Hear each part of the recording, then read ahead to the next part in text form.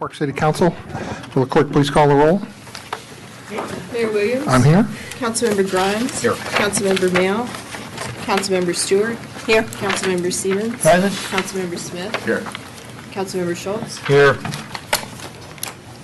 Okay. Councilmember Mayo will not be here this evening. And the first thing on our agenda is a presentation from the Safe Roadways Committee. And I see a number of members of the committee here. Welcome. Mr. Mayor, council members, thank you. I'm Joe Edgell. I'm the chair of the Safe Roadways Committee. I wanted to thank you all for giving us this opportunity to talk to you tonight. We'll try to keep our presentation moving really quickly to allow plenty of minutes for questions and answers. I'm sure there'll be hopefully some discussion on these issues, particularly since I know the snow clearing's been a pretty recent topic people have been interested in. I wanted to first introduce the committee members that are here on your screens. You'll see the committee members that currently exist on the committee. We're missing a Ward 4 Councilmember Siemens, so if you know anybody, please let us know. I'll let the people introduce themselves. This is Casey, and then Katie, and then Ryan Morden, and then Ren Rogers. And we only two of us have Casey and Katie as the name, so it's... And we may be joined by Cheryl Gross-Glazer a little bit later as well. So tonight's presentation, basically we'll take this format, we're going to split it, so you'll get a lot of different folks you'll be hearing from. So one of the things that I wanted to ask you to do tonight when you're listening to some of these issues, particularly on the snow clearing, to try to look at this through other people's eyes, not your eyes as a councilman, because a lot of these issues aren't necessarily impacting those of us who participate in a lot of these local political issues. So first thing is our annual report. I will let Ryan take over. Good evening. I just have a few things I'd like to highlight. I believe you have all received a copy of the report. So I just want to touch on a couple quick things. Recommendations in summary just gives us a snapshot of where we are as a committee right now. It really focuses on where we're going to be going in 2015, and we'll get to more of that later this evening. My favorite thing about the report is it's a summary of the discussion we've had with city leaders. So in 2014, we had the opportunity to meet with individually with each council member, and we have put together a summary of everything we have discussed with each and every one of you, as well with community leaders and some other city leaders here on staff. And I think that's, oh yes, and there's another portion in here that discusses the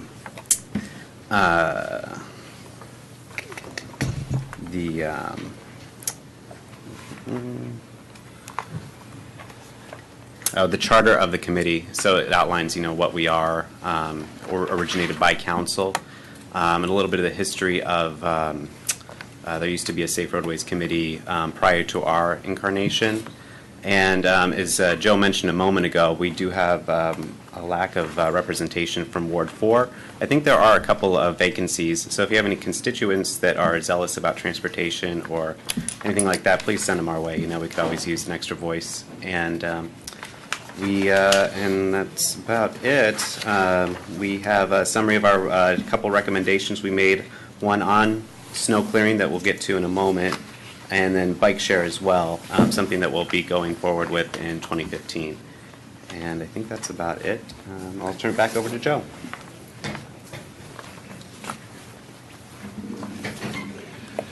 So snow clearing. One of the things I asked you to do is look through somebody's eyes. I don't know if you ever, when you were in grade school, you ever had the situation where somebody'd get glasses and you'd say, well, let me see what those look like. And you'd put on their glasses and realize you either couldn't see very well, or if your vision was really bad, you could.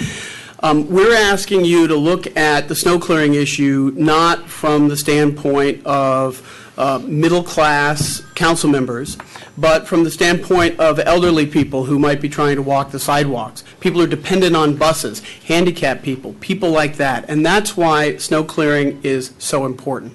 One of the things I'd like to note as we kick this off for 5 minutes is the city staff did a far better job in this snow clearing effort than we had seen in the past. In fact, one of the things that generated our report to the council during the last year was the what we thought was lack of adequate snow clearing on sidewalks and city properties. And I think the city council did a much better job. We saw a lot less of the big piles of snow blocking handicap access ramps from the sidewalks to the street. The city did a great job of clearing those. And most of the city properties, with a couple of notable exceptions we'll cover in a few minutes, were cleared. So I wanted to thank Public Works specifically for that. We're going to turn to photos of sidewalks now, so I'll let Ren take over. Hi there. These we have a couple of photos. We noticed several businesses that weren't cleared, and then several. You just click here to get through. Different areas. Some managed by the city, and there's another one near the park, I think, on Westmoreland, and then this one is near Manor Circle. So the consequences of a person not clearing is forcing the people into the street, and often it's at the middle of the street because there's a car or there's more snow that you have to get through, and I think it's really hazard, and so finding ways that we can help all the constituents clear the walks would be great. I don't know if there's one more here, just kind of examples of that. One of the things that we wanted to just show you in those photos is that those are mere illustrations, right? There were a few city properties, there were a number of businesses that hadn't cleared their sidewalks, and there were an abundance of residents that didn't clear their sidewalks. I mean, I counted just in my not 9/10 of a mile walk from my house to the junction, I counted about 8 properties that didn't clear their sidewalks. And we don't even have sidewalks the whole way. So there's still a real problem with this issue. So I wanted to, one of the things that the committee has committed to, and each one of the members, is to have a data-driven exercise. We think there's plenty of emotion in Tacoma Park, and that usually doesn't lack, as you know. So we wanted to bring some data to the picture. So we found a number of studies, one by the St. Louis Emergency Physicians Association Research Group. They looked at 1,631 patients during an 11-day snow and ice period. 72% of the injuries they looked at were due to falls. 72%. Fractures. 39% of the time when people fall, they break something. So it's serious. It's not just somebody falling down and maybe scraping up their pant legs or something. This is almost 40% of the time people break something.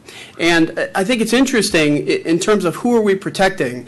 I know there's a debate about are we protecting the property owners from the fines of the city. I know that's a big discussion. People 50 years and over, the elderly people of the city, when they fall down, they break bones 66% of the time.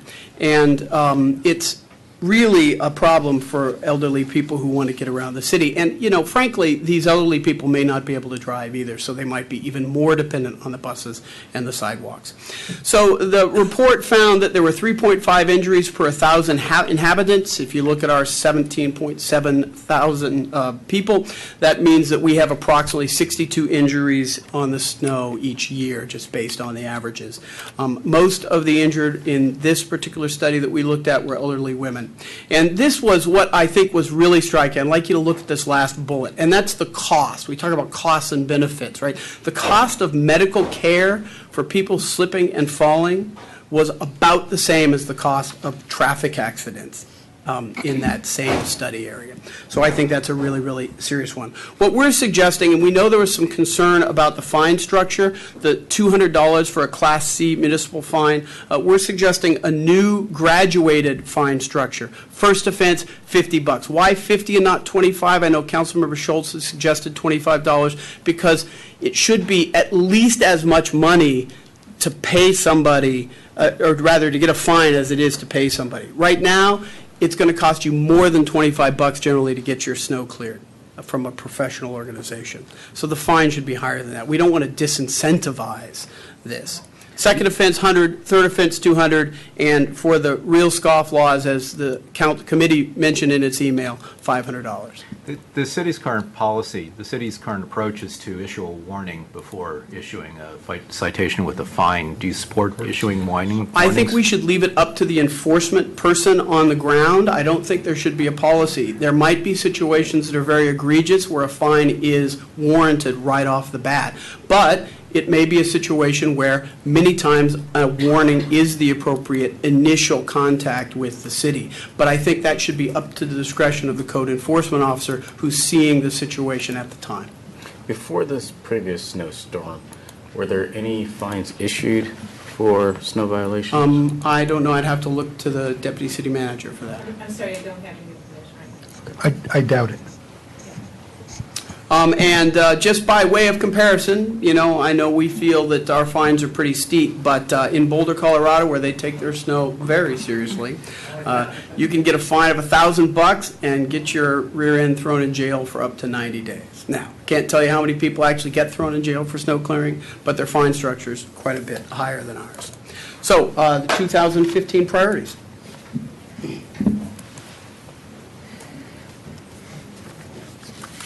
All right, my name's Casey and this is Katie. We're going to just speak a little bit about the upcoming priorities that the committee is planning on focusing on. Some of these are things we've already started to talk about a little bit.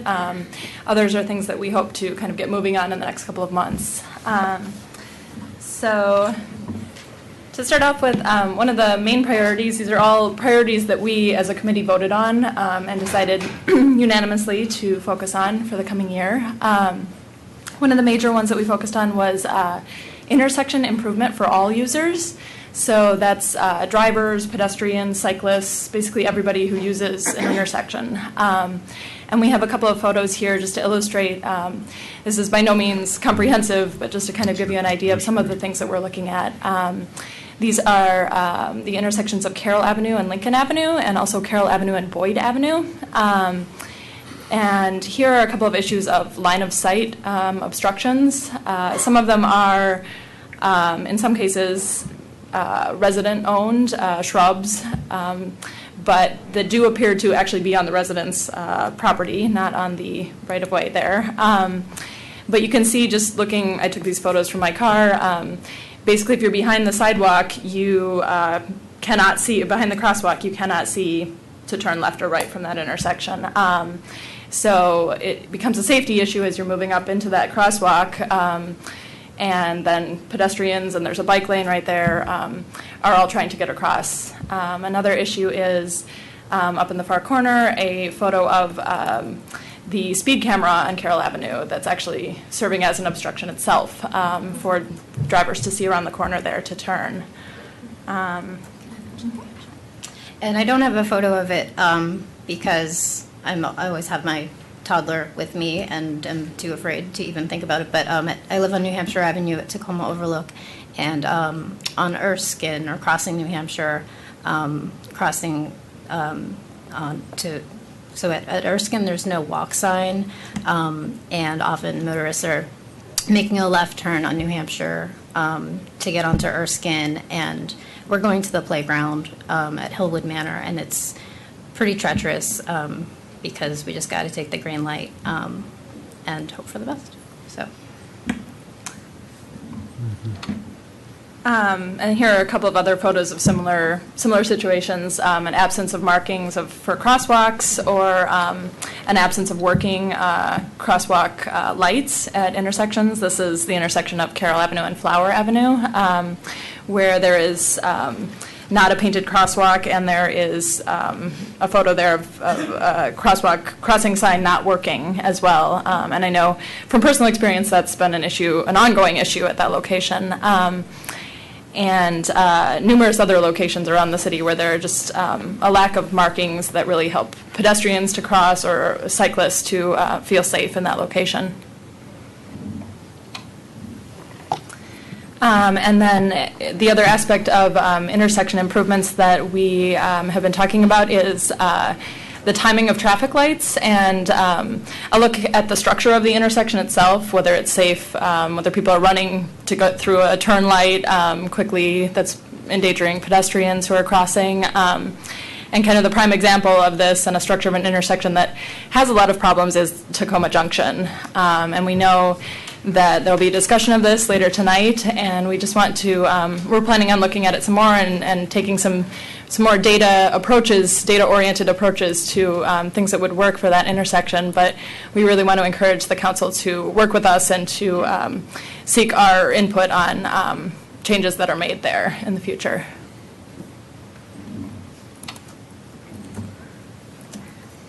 So here we have a destroyed sidewalk, and I suppose this is for the pile of leaves, the second picture, okay. And that to me looks like Erskine, and I think that there's a playground at the end past that stop sign. So, yeah, I mean, it's kind of, you're giving mixed messages. That's Merwood and Glenside. It's Merwood? Yeah, Okay, you're looking sorry, down the hill Merwood. to Becca Lilly Park. Right. And, right, so if, people want to walk to the playground, it's sort of a challenge to be safe while doing that. And another issue with the safety concern walking to playgrounds or other locations in the city is just a lack of sidewalks in a lot of different locations. You can see that there is no sidewalk, although there is a location where there could be one for safety reasons. And the committee is looking at ways to improve the overall sidewalk policy, making it a more comprehensive policy that isn't necessarily so piecemeal in the decisions that are made to decide which sidewalks are improved or installed next, but to create a more contiguous set of sidewalks overall and make sure that everyone is addressed in their needs for sidewalks. And then we've talked a bit, and we are planning on working some more on looking to improve and expand the bike share program. There's been a lot of great progress on that in the past year or so. But we're looking at increasing the number of stations, possibly, and looking at how people are using it to increase usership and make it more usable for everyone.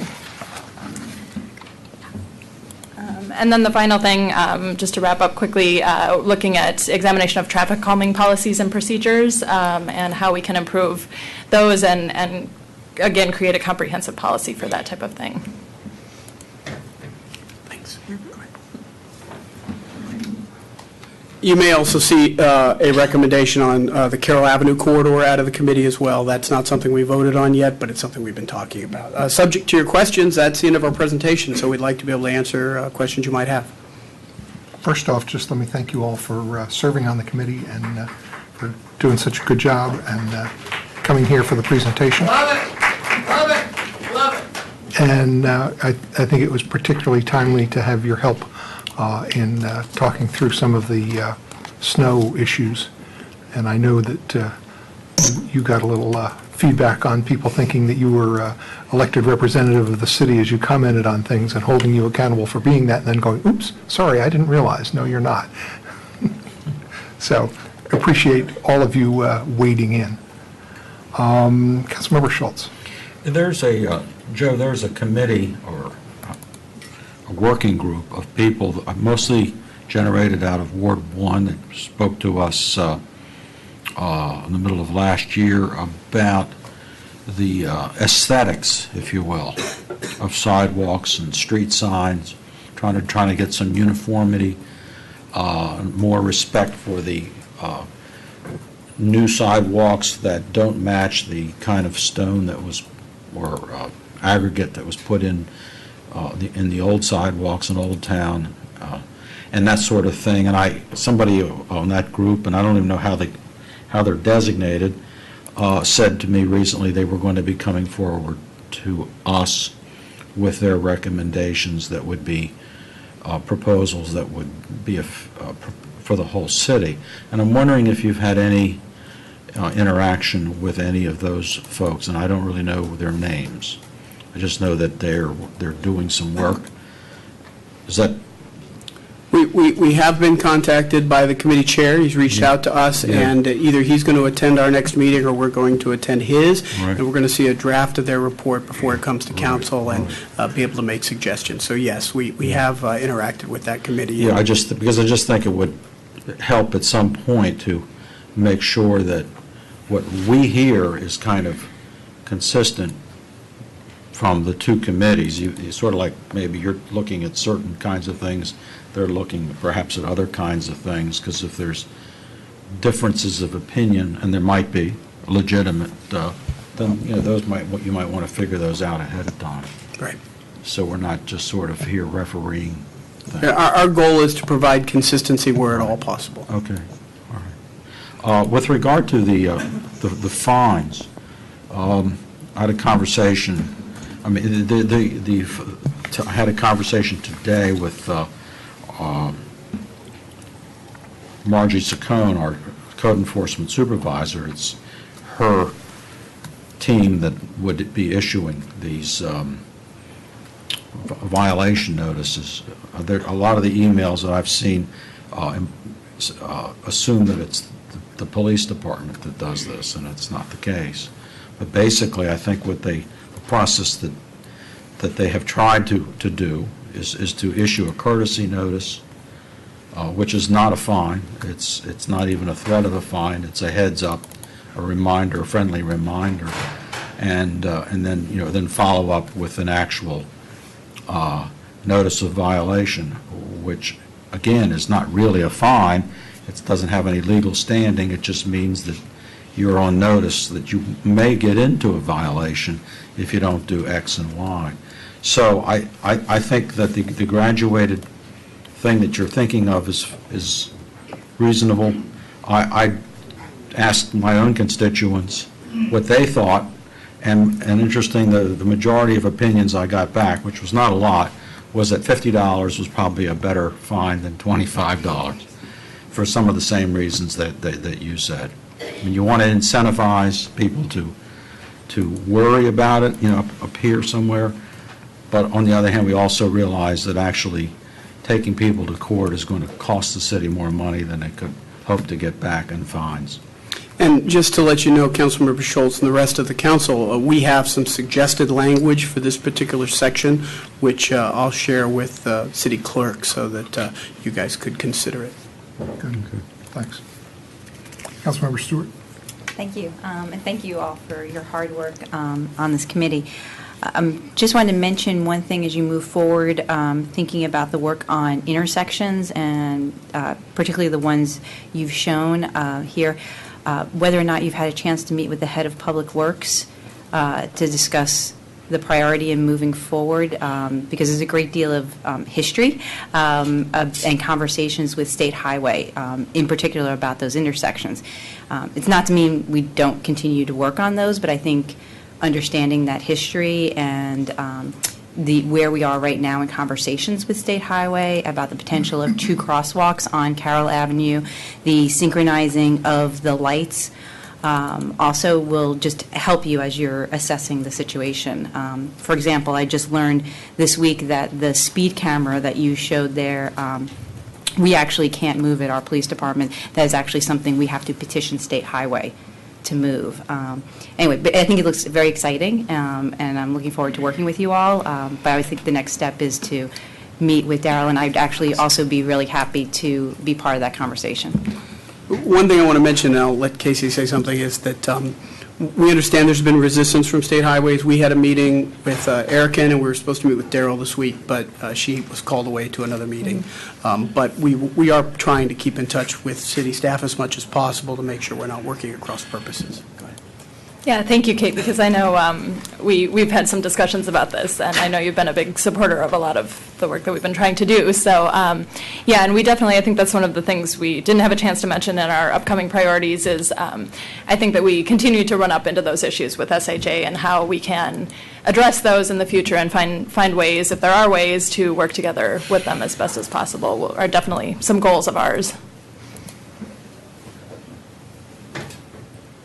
Any other questions? Councilmember Smith. Thank you. Joe, I want to thank you and the committee for the presentation today. Did you guys talk to Montgomery County Park of Planning about Sligo Creek Parkway and Kennebec, and if there's anything that we can do to make that intersection a little better? Because right now, you just have a stop sign, and the potential for accidents is pretty high. That's Kennebec and Sligo? Yes. We haven't spoken with them, but we'll make a note of that, and we'll reach out to them. I also should note, and there wasn't a photograph up, but we had a picture of county property, the sidewalk along Maple Avenue down to Sligo Creek, next to the county lawn that was suggested for a dog park, not cleared. So perhaps the county needs to get on the stick and start clearing their sidewalks, too. I corresponded with the now former head of Montgomery Parks. You got him last fired? Spring. No, she retired. And she assured it would be taken care of and copied her various underlings, and I guess the message never sticks. Okay. Thank Great. you all very much. Thank you very much. Appreciate your time, and we look forward to a productive 2015. Thank you. Thanks. Okay, we'll move along to the first portion of the regular meeting. First thing I wanted to do is just acknowledge what I think most or all of you know, which is that we learned last Monday night that the city manager is going to be moving along back to the basically the section of the district government where he came from when he came here. The dark side, yes. And we congratulate him on soon becoming the deputy mayor for planning and economic development. And we know that your portfolio will be expanding from the portfolio of that job before, and it seems like you'll have about half the district government reporting to you. So good luck with that, and we know that they're lucky to have you back, and we're sorry we didn't have you here for longer. And his last day here will be at the end of January, and be starting work in the district on February 2nd. And so the council met last Thursday evening to talk about what we wanted to do for working toward coming up with a new city manager. And I just wanted to let you all know that we have come up with some decisions about how we want to proceed. And that's that we want to do a quick update of the materials that we generated less than 2 years ago with the help of a residents committee, and we were very lucky to have all of that put together, and I think most of it is still relevant, so that we will update that material and try and get that on the street as fast as possible. We are going to publicize that we need a city manager. We're going to reach out and see who might be interested and available, and have that on a fairly short time frame, and that we're not going to need to reconstitute a residents committee to do that work. So we're looking forward to a relatively short process. Last time it took somewhere between 6 and 9 months. We're hoping for a much shorter process, and we are already moving forward with that process. Mayor, I might say that we're going to continue to work with the search firm from last time. And the search firm that we worked with last time is making themselves available for any work that we need them to help with, since they guarantee a placement for up to 2 years, and since Brian was only going to be here 19 months, they will provide us some help basically at no cost. And then I want to just call out some upcoming meeting agendas, since, as you all know, I've been warning you all for some time now that we're going to have a pretty heavy schedule of meetings starting this month. And so we're going to have a lot of meetings that aren't necessarily on Monday evenings. So tomorrow evening, Tuesday evening, the City Council is going to be having a retreat at 6 o'clock at 6930 Carroll Avenue. That is a public meeting if somebody wants to attend. You can't participate, but you're welcome to observe. We're going to talk about our strategic plan and our priorities. Then next Monday is Martin Luther King Jr. holiday. The city will be closed, and this building will be closed on Sunday the 18th and Monday the 19th. So our council meeting next week will be on Tuesday, January 20th, and we're going to start out with a closed session talking about the Washington McLaughlin School property, then come in here for a public hearing on the relocation of Washington Adventist Hospital, and then we will pretty much adjourn after the public hearing and go into closed session to discuss Washington Adventist Hospital. Then, starting Wednesday, the 21st, middle of next week, we will have the first of either 2 or 3 sessions devoted exclusively to taking public comment about the Tacoma Junction redevelopment project. So I would encourage anybody who wants to make comments after we've heard all of the information that we've had up to this point, plus the discussion tonight, to make comments, and that's going to be at 7 o'clock on Wednesday, the 21st. The following Monday, the 26th, we are going to have a reception at 7 o'clock, probably, I don't know whether it'll be upstairs or downstairs here, but that will be an opportunity to thank the departing city manager for his work with the city and honor him at that reception. And then we will have, coming in here at 7:30 for a presentation by the police department of their annual report. Among the voting items that evening, we'll have a resolution regarding relocation of the Washington Adventist Hospital, and we will have a resolution providing for appointments to the Commemoration Commission. Then 2 days later, Wednesday, January 28th, we will have our second City Council retreat. We don't know where yet, and that will be goal setting for the 2016 budget. Then on Tuesday, February 3rd, we'll have a second Tacoma Junction redevelopment opportunity for public comments, and again, that will be at 7 o'clock in this room, exclusively devoted to hearing public comments on Tacoma Junction redevelopment.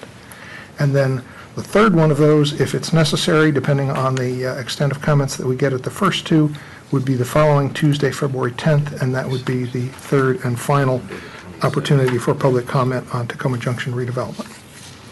And so then we get into later in February opportunities to have department roundtables with the departments as we head into understanding as we go into the budget, and those will be on Wednesday, February 11th and Wednesday, February 18th. So you can see that we have a lot of meetings that aren't necessarily on Mondays while we continue to have meetings on Mondays. So hopefully that will accommodate all of the things that we need to do during this busy time of year. And so with that, I would like to move along to public comments on voting items. This evening we have 5 different voting items. We'll take them in order, and if you have any public comments on any of those voting items, please make those comments during this portion. The first voting item this evening is item number 2, which is a resolution supporting expansion of the types of alcoholic beverage licenses available in the city and regarding wholesale purchase of alcoholic beverages. Is there any public comment on that resolution? Okay, seeing none. Next, we'll take comments on the agenda item number 3, which is a first reading ordinance amending the Tacoma Park Code to add a chapter on film and photography, and that's setting up opportunities to make sure that people who come in for filming work with the city on setting up to make sure that that works out satisfactory for everybody. Any comments on that one? Seeing none, I'll move along to the third voting item, which is agenda item number 4, a single reading ordinance authorizing the purchase of replacement police communications voice data recorders for the Emergency Communications Center. Any comments on that? Seeing none, I'll move along to agenda item number 5, which is a resolution authorizing execution of agreement with the Maryland Department of Transportation for a Maryland Bikeways Program grant. Any comments on that one? And finally, agenda item number 6 is a resolution expressing support for preservation of the wooded parcel at 6501 Poplar Avenue, the Washington McLaughlin School property. Any comments on that one? I see at least one, so 2. So come to the podium and please identify yourself, and please keep your comments to 3 minutes, and we'll take your comments. Mayor, you may just want to note that there's a resolution that's been... Yes. If people haven't seen it, there should be copies up here available, the salmon sheet, and that's the revised resolution on this. And I see you have it. This is the revised one, right? Yes. This is what I just picked up there. Yes. Hi, my name's Dan Robinson, and I live on Grant Avenue. And I'm very happy to see this resolution in the shape it's in and the form it's in. I think it's admirable that you're looking at that property and considering acquiring it at the auction on January 22nd. I hope you do. I'm part of a group that stands behind you in doing that, and we've looked at a lot of the elements of this transaction, and you probably know as much as I do collectively through staff. I'm not sure, but I guess I will share one thing that I learned today from the IRS official in charge of the auction. And that is that it's my understanding, and I unfortunately didn't get a completely clear answer, in my opinion, from him, but that any monies above the $67,000, that is the starting bid, would go directly to Dr. Washington, leaving the encumbrances for the purchaser to deal with after the auction. I had some impression that the monies above their $67,000 would be put into some kind of abeyance or fund to pay off encumbrances and liens, but my understanding is that that is not the case, that the purchaser of the property is responsible for all the liens and encumbrances on that property. The one thing I wasn't able to clarify, which I wish I could have, was how the IRS did this magic trick of taking all of the encumbrances and liens from the entire 7.5, I think it's 7.5, not 13 acres, but the entire 7.5 acres, and applying it or attaching it to the 2.67 acres in parcel 3, which is the parcel that's going to be up for auction. If any of you know how that magic trick was done, it'd be very interesting to hear.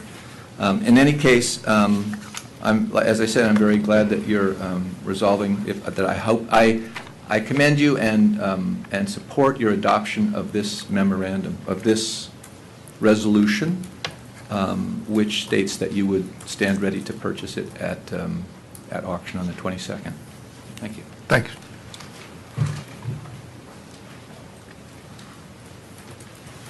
Brian Kelly, Circle Woods, Tacoma Park. And I too really am grateful that the actions of the City Council and the actions of the peoples of the city prompted you to embrace this notion of preservation of the wooded and wetland areas. As a site planner and a landscape architect, I want to caution you that the ambiguity of how parcels 1, 2, and 3 came about is just that, an ambiguity. There's no recorded subdivision to my knowledge, and it is also known as parcel 510. And there are 4 different folios associated with those properties, as I let the city managers know. And there's no survey that I've been able to discover of a boundary survey of these properties, which has presented some challenges for the Plan B group looking at supporting this endeavor to purchase or control or keep this property as part of a larger development, the woods that it is and the wetlands that it are. So I hope that more discovery occurs before time of the 19th, I guess, is sort of the crush date. But there's some strangeness to this parcel and the way it was created and how it is termed. Thank you. Thanks.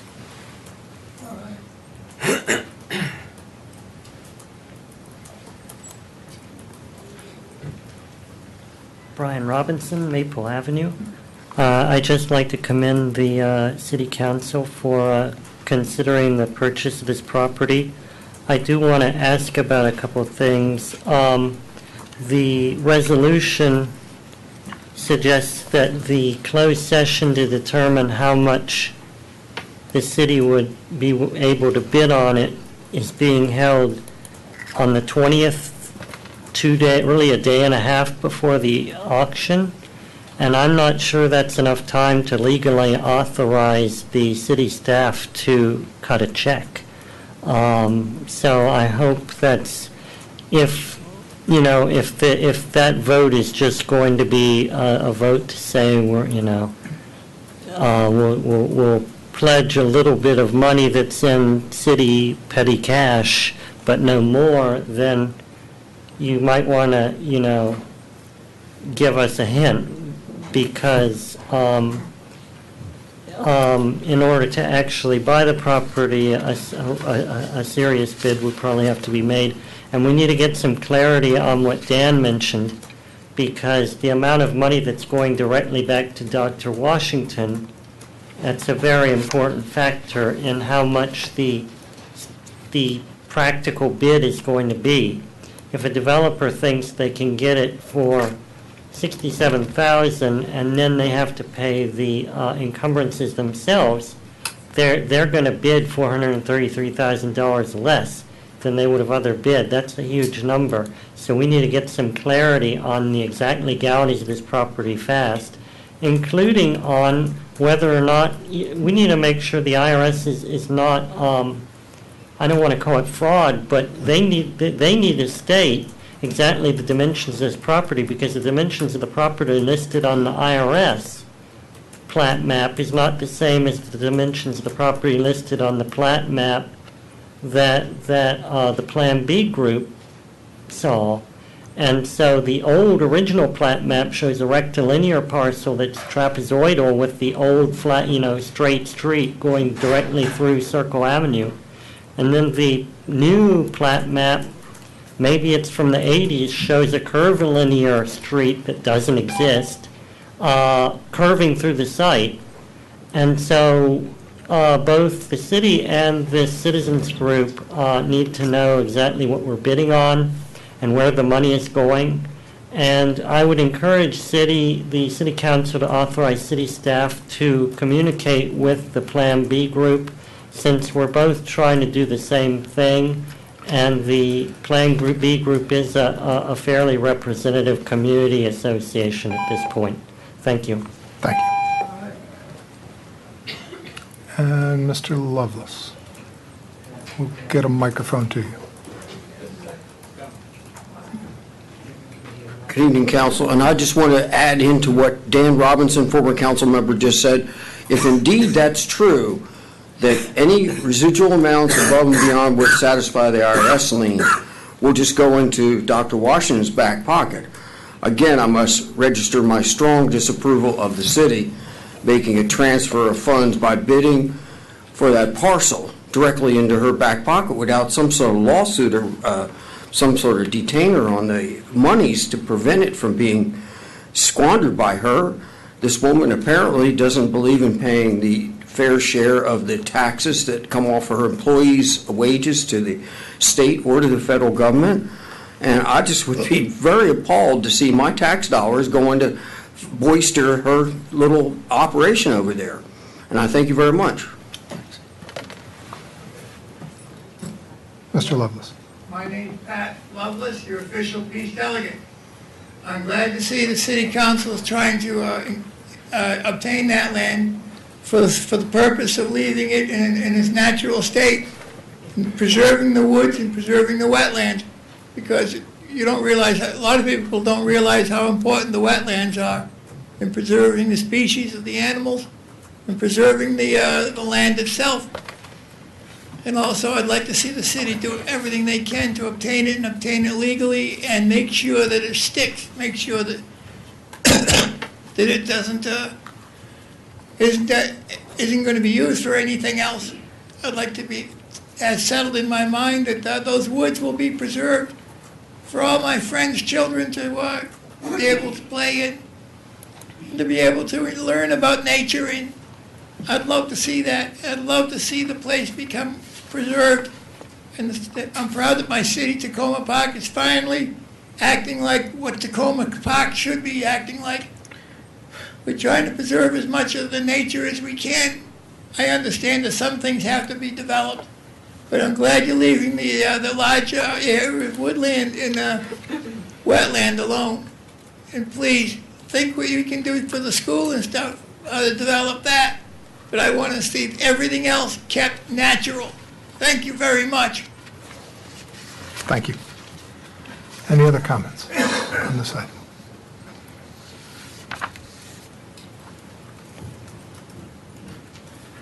Hi, I'm Steve Russell. I live on Roanoke.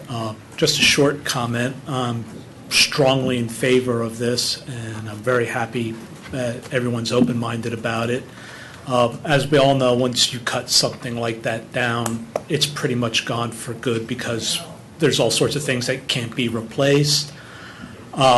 I think it's something that everybody would benefit by. It's very visible. Everybody in the town can point to it and say, hey, look, we still have this. If it's gone, everybody in the town can point to it and say, another concrete sprawl zone. So I'm very much in favor of this, and thanks for giving me the opportunity to say that. Thanks.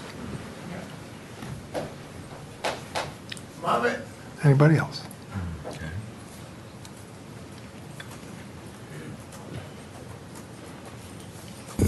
I'm Catherine Tunis. I just wanted to notice that there are no more salmon copies over there, so I don't know what it is I'm commenting on, but I'm assuming it has not been revised all that much. I do want to thank Council very much for listening to the citizens who were here last week and for putting together this resolution to support this. I strongly urge the city to do whatever is necessary to acquire this property. We talked an awful lot last week about the values that are here on this property, and I also want to say that the city is in the best position to negotiate with the lien holders, to manage the property, and to get the best value out of it for the citizens. So I really wanted to encourage you to do whatever is necessary. I know there's going to be some sessions behind the scenes that we won't see, so I wanted to voice my support for that.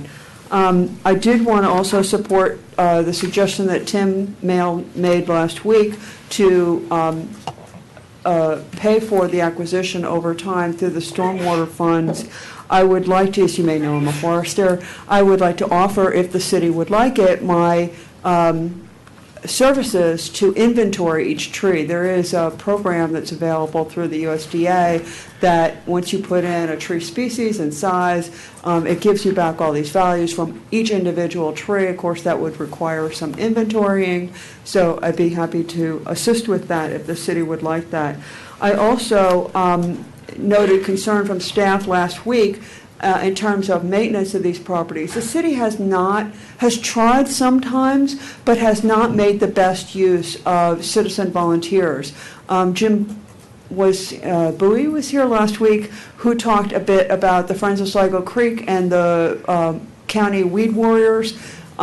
There's a number of citizens groups that kind of have networks out there, and if we work through those networks, it's a lot easier to get citizens to show up rather than just say, on this day we'll have, and if people don't hear about it, they're not going to know to put it on their calendars.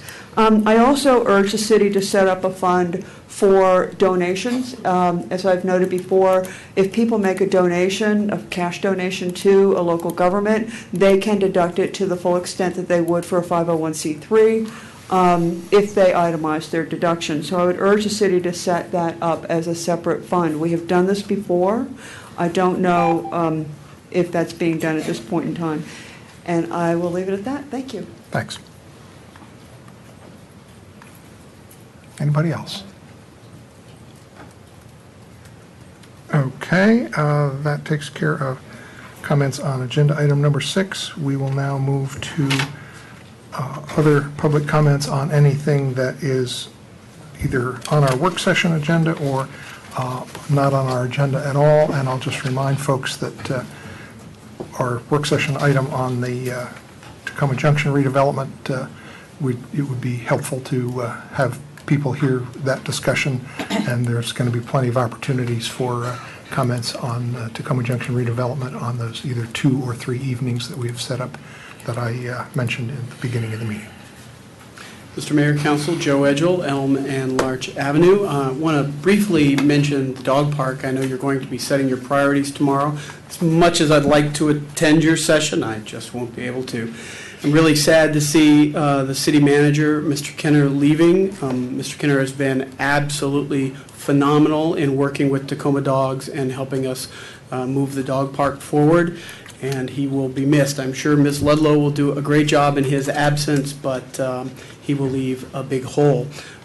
We know that there's been some issues with the county dropping funding. I would ask any of the residents of the city to write their county council member, even if they hate the dog park. I'm sure they'd rather see the county pay as opposed to the city pay. And since the county's decided it's not going to contribute, we need to do what we can to maybe get them to reimburse us for some of the open space funds that they originally promised.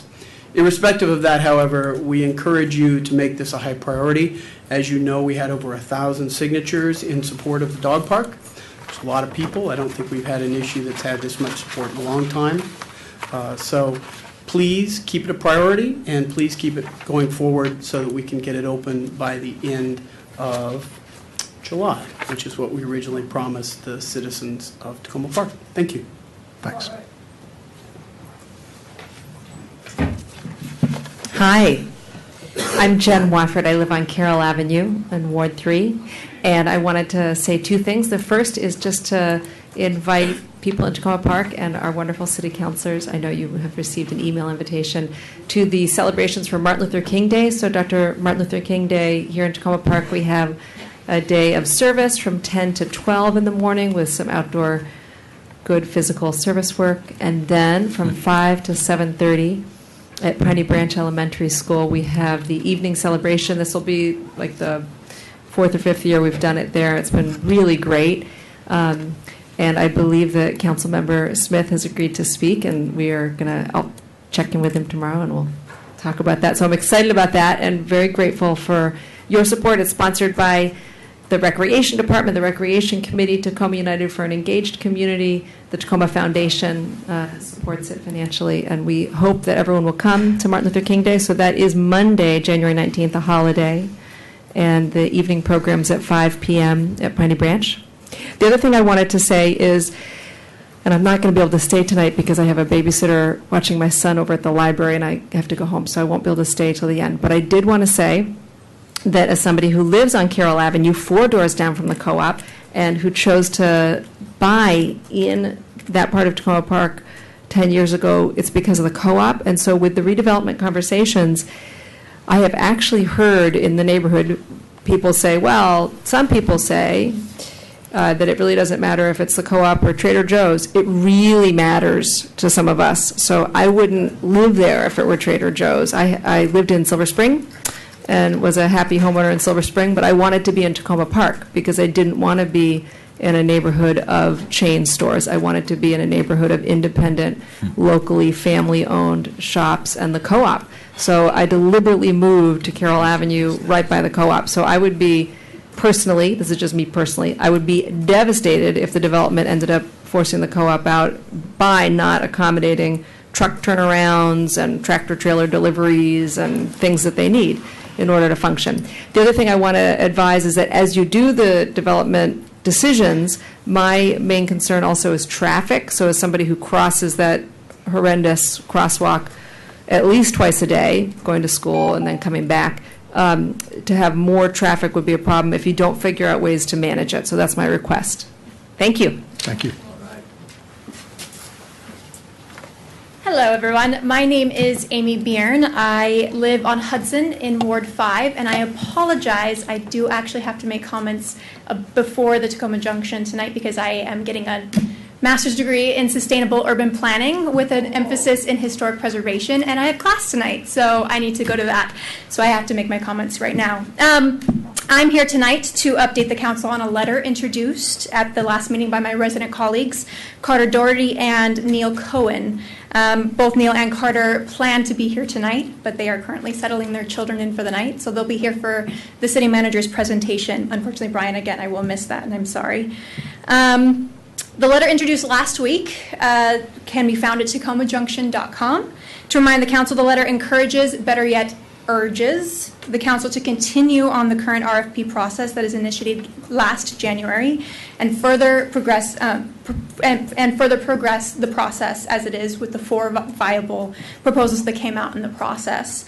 The letter suggests that the development in the junction is a great opportunity, that it should be in line with the ideals of our city, environmental stewardship and sustainability, that it should encourage economic vitality, equity and access for all types of people in this city, a respect for the historic design and nature of the junction, all while adapting to the emerging needs of the city with a changing and diverse population. I'm here to let you know that Neil, Carter, and I are not lone wolves in these sentiments, as evidenced by the comments received by the city that were attached at the bottom of the package that the city sent out before this meeting, but also by the number of signatures that we've received thus far. As of today, we received 260 resident signatures in agreement with the letter that we have sent up at TacomaJunction.com, and I encourage anyone to go and read it in its entirety, and if you agree, please sign. Once again, if anyone is interested, there it is. There are many, many of us in Takoma Park who see this as a great opportunity and are excited for it. So please continue on and don't let the opportunity slip away. Thank you. Thank you. Hi, I'm Marilyn Berger from the Co-op. First, I want to thank you all for your continuing support, for continuing to refer to the Co-op as the anchor in whatever development takes place there, and to thank the community for speaking time and again about how the Co-op is such an integral part of our community. If we didn't have that assurance, we would not have signed the 20-year lease that we have now signed. So we want to be your local grocery store, and we want to succeed and grow, as you have all said you want to see us do. We are concerned, however, about the proposals that are still under consideration.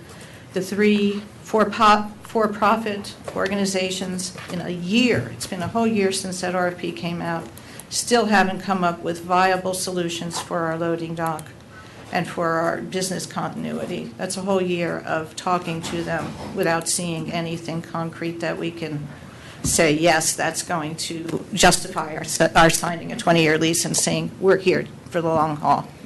And the 4th proposal does have some issues that may or may not affect its feasibility. So as you move forward, as you know, this morning I sent out to all of you some documentation that might help you understand that we can pull this off, that we can finance it, that we have a team in place and the financing in place.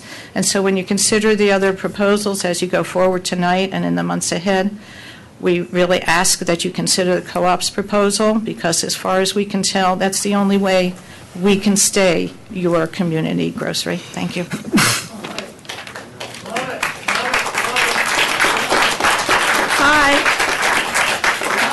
Thank you, everybody, for being here. Time is precious, and thank you for Mayor and council people. My name's Mary Jane Michui. I've been here. I'm starting to not be as scared as before to be in front of you. I hate public speaking, and I hate going door to door, which I have done. I've got a petition here. It's as difficult to circulate in my neighborhood because of all the excess speed humps in my neighborhood. I have a little car, and you almost go like this, and you're scared every time you might go over on the corner of Boyd and Aspen, where that park is. And I actually started to vomit the other day going over it. It's like extremely high. I don't know who certified that, those speed humps, but they're too high. I tripped on them. My son has tripped on them. A neighbor, teenage boy, has tripped on them when it's icy. We had to turn around on Tuesday when he had the big snow. My son had an podiatry appointment. He has Asperger's syndrome, and one of the symptoms of Asperger's, I don't know if you know, is not just that it's autistic. They have a lot of physical problems, too. And one of his, he's got flat feet, and I have poor depth perception, so between the two of us, we're tripping over these excessively high speed humps. And if anyone would like to sign my petition, I'd appreciate it, because going door to door has been difficult, especially since it's so cold and it's dark so early and it's icy.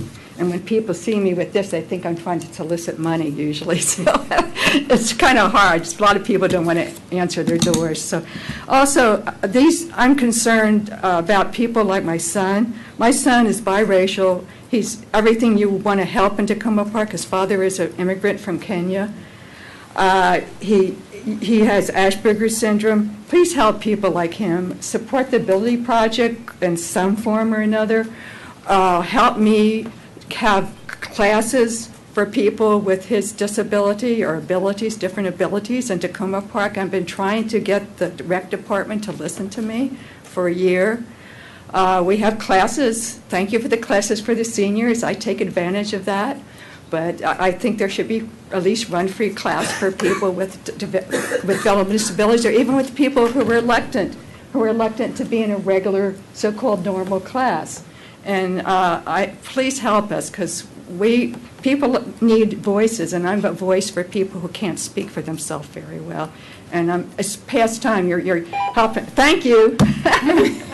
Thanks. Love it. Thank you. Hi, I'm Steve Russell. I'd like to make a few comments about the Junction redevelopment. As Jen said earlier, I consider the co-op to be pretty much 80–90% of what I think of when I think of Tacoma Park. Without the co-op there, to me, Tacoma Park would just be another stretch of streets. I might as well live in Hyattsville, Riverdale, or someplace like that. There are a lot of things that the co-op does and that are unique that can't be replaced. I'm very much concerned that I've been reading that none of the developers who've been making proposals have actually put anything in writing about how they're going to protect the co-op's loading dock access. I'm also very much concerned about what's going to happen to parking and traffic through the Junction when it's being redeveloped. The apartments that went up across from Trove created a lot of traffic problems for a long time, and I think that's a lot less vulnerable area than the Junction is. I work for the Weather Service in College Park, and I come home every evening on 410, and there are many nights when it takes me a full 10 minutes to get from New Hampshire down to the light by Allen Avenue so I can turn off. I'm ashamed to say it, but I've been cutting through the residential neighborhoods, and I've been noticing a lot of other people have too. Some of the streets are small. You have speed bumps. It can be hazardous, and that's with everything working as it is now. Later on in 2015, the Carroll Avenue Bridge is going to go under construction. The Sligo Creek Bridge hasn't reopened yet. I strongly encourage all of you to insist that the developers come up with workable plans to deal with the traffic during construction, but also to do something about the parking that's going to be lost with the parking lot that's next to it. There are very few places to park in Tacoma Park now, and it's not just about the convenience of residents here, but it seems like there's a big push to pump up the economy in Tacoma Park with the local businesses. And, you know, as somebody who used to come to Tacoma Park before I lived here, if there's not a lot of places to park, I'm not going to come, and I'm sure a lot of other people feel the same way. So please, please, please twist the developers' arms to come up with a plan to protect the co-op and the parking and the traffic. Thank you. Thank you.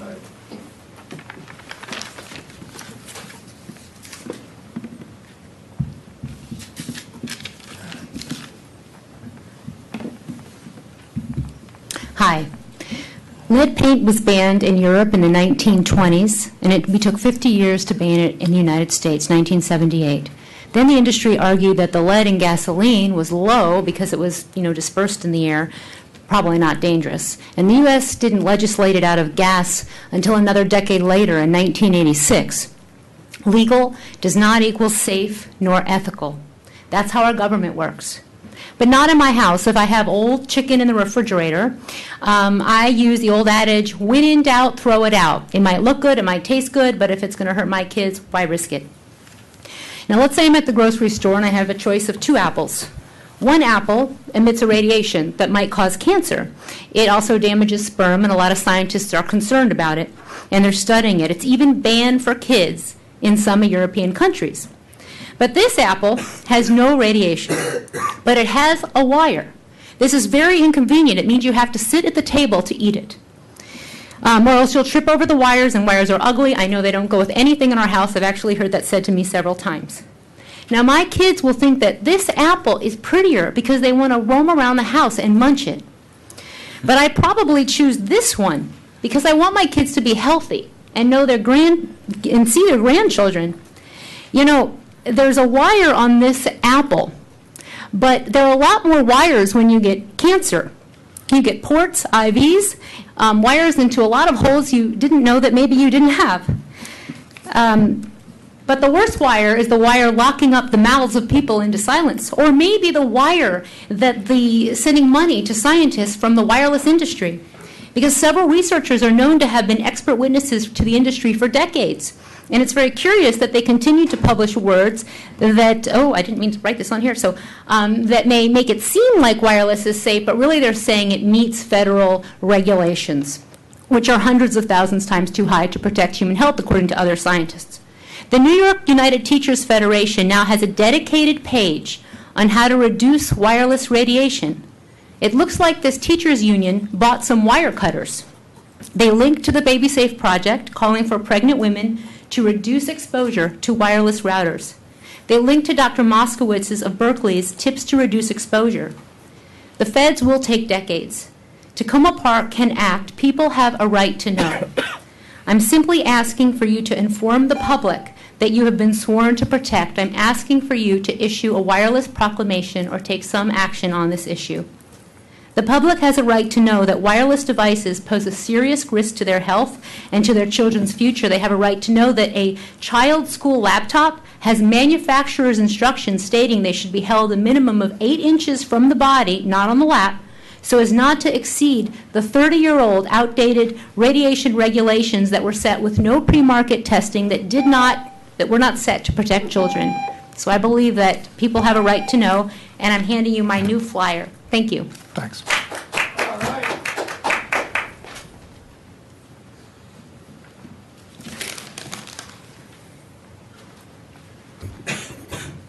Buddy Daniels, 19 Sherman Avenue, the brother of Kay Daniels Cohen. I wasn't going to speak tonight. It's a very private night for me, a very special night. But through the urging of a number of members of the audience, they've asked me to speak. So I'm going to try to do this, and I'm going to wing it. It's been a year since my sister, Kay Daniels Cohen, sat on that day. It's February 13th, 2004, January 13th, 2014. That was her last time. And I just wanted to come and say that tonight. And I wanted to tell you how much it meant to her. And I wanted to thank the council for their support during this time. I want to thank our neighborhood for the support. And I want to thank the city of Tacoma Park for their support. It has meant so much. I want to thank the audience members who I've spoken with for their support tonight. It's not easy being here right now, but it's the only place I could think to be. So thank you very much. And I'll say this much. I'm wearing her jacket. It's obviously a racing jacket, and she was a racing fan. And it's Tony Stewart jacket. Tony Stewart never backed down. He could drive anything in the world, and he was one of the best drivers in the world. And does it remind you of somebody you know?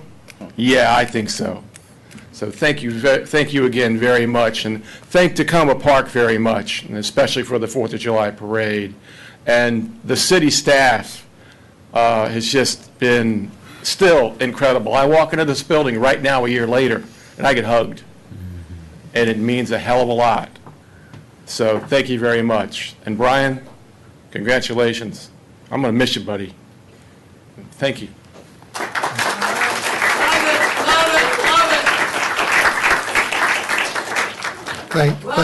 Thank you, buddy, and we miss her wonderful attitude and the way she faced everything that she had to face. She did.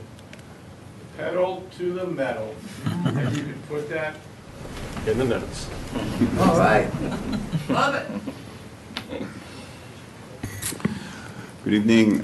My name is Fred Feinstein from Ward 3, and I am pleased that we're here today, this evening, to learn about the financials of the RFP proposals and to start the process of considering alternatives to those proposals. I'm very pleased, and again, thank the council for now providing the opportunity to consider these alternatives. I'm also hopeful that others on the council will support the suggestion of Councilmember Grimes that the revised co-op proposal that we heard a little bit about tonight be put back in the mix. I think they've made a very strong case for it. I know I, for one, am very anxious to hear some more of the details, and I think it would be a very constructive step, and I certainly urge others on the council to support Member Grimes' suggestion. I know the community is not of one mind on how to proceed with developing Junction. We heard earlier someone speak about a letter that's circulating. Our community is never precisely of one mind about anything, which is one of, I believe, the strengths of our community. But I do believe it's possible to achieve a broad consensus on what development of the junction should be. And I do believe that's why the task force recommendations are so critical. When there was an extended and careful effort to forge a consensus in the community about development of junction, the broadly representative task force did its work over nearly 2 years, talking to more than 100 people, and came up with 4 recommendations that I do believe remain today a reasonable expression of a community consensus on development of the junction.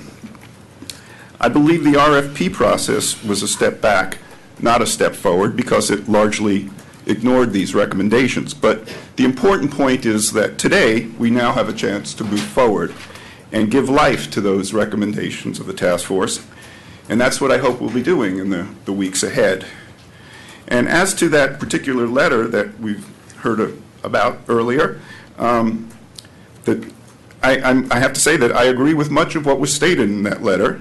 I agree with the later the statement that, and I'm quoting, "We need to embrace the right amount of change in the building that is eventually constructed at the junction. That means respecting the historic nature of our community while also being open to innovative designs." The letter also said, "Developing Tacoma Junction is in line with Tacoma Park's emphasis on sustainability and environmental stewardship."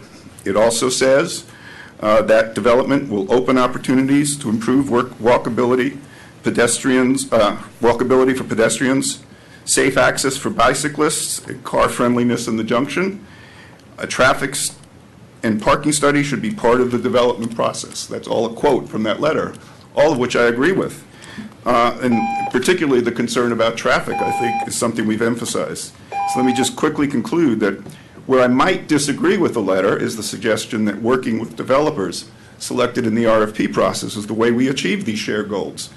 I really don't think that's going to happen. I'm quite skeptical about it, but I'd be happy to be proven wrong. But again, the important point is that with the new council schedule, we now have a chance to develop a plan that is consistent with the task force recommendations, and I hope that today's meeting will be the first of many to accomplish that goal. Thank you. Thanks. All right. Love it. Hi, I'm Keith Kozloff, Ward 3. I submitted some written comments to the council last week on the financial aspects, so I'm just going to try to quickly summarize them. First one is that the council should treat the recommendations of the task force report as the closest thing we have at the present time to a community consensus about the junction's future. And I say that because I don't think the city has yet articulated a consensus building process about the junction's future. So in the absence of that process, a lot of weight needs to be given to the council's recommendations. That said, applying the task force recommendations would not preclude the city from pursuing the current RFP process as long as appropriate weight is given to the substantive recommendations. And I'm certainly agnostic with respect to the new proposal from the co-op. So my comments would be applied to that proposal as well as the city chooses to incorporate it. The report from the task force recommends the following uses for the city-owned parcel: independent, non-chain, community-scale business, expanded community uses such as a pavilion, playground, garden space, and park, improved transportation and streetscape enhancements, and consolidated parking for junction visitors and employees.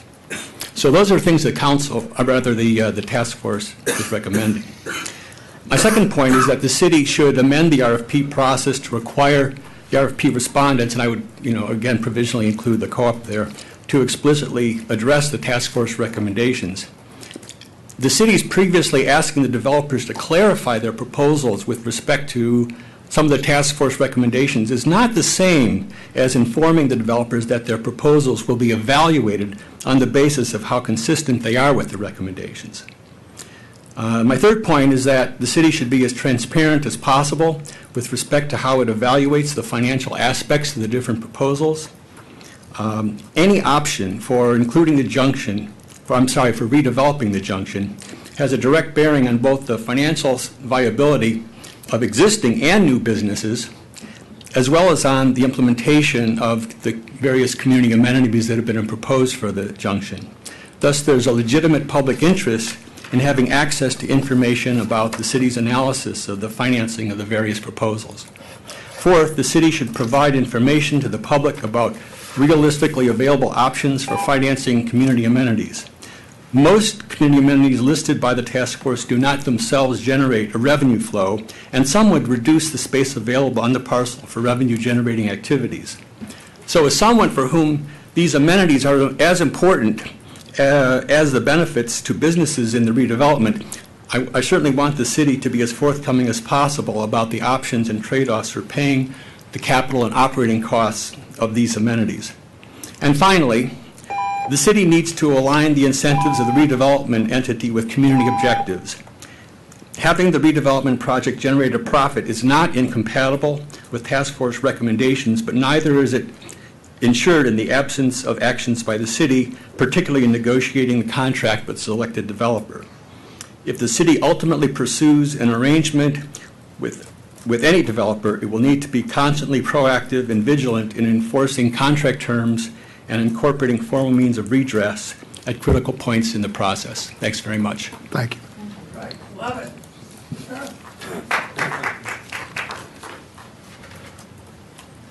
Once again, Vern Kelly, Circle Avenue. I am member number 147 of the Tacoma Park Silver Spring Co-op, dating back to 1983. That's an original number, not a reused number.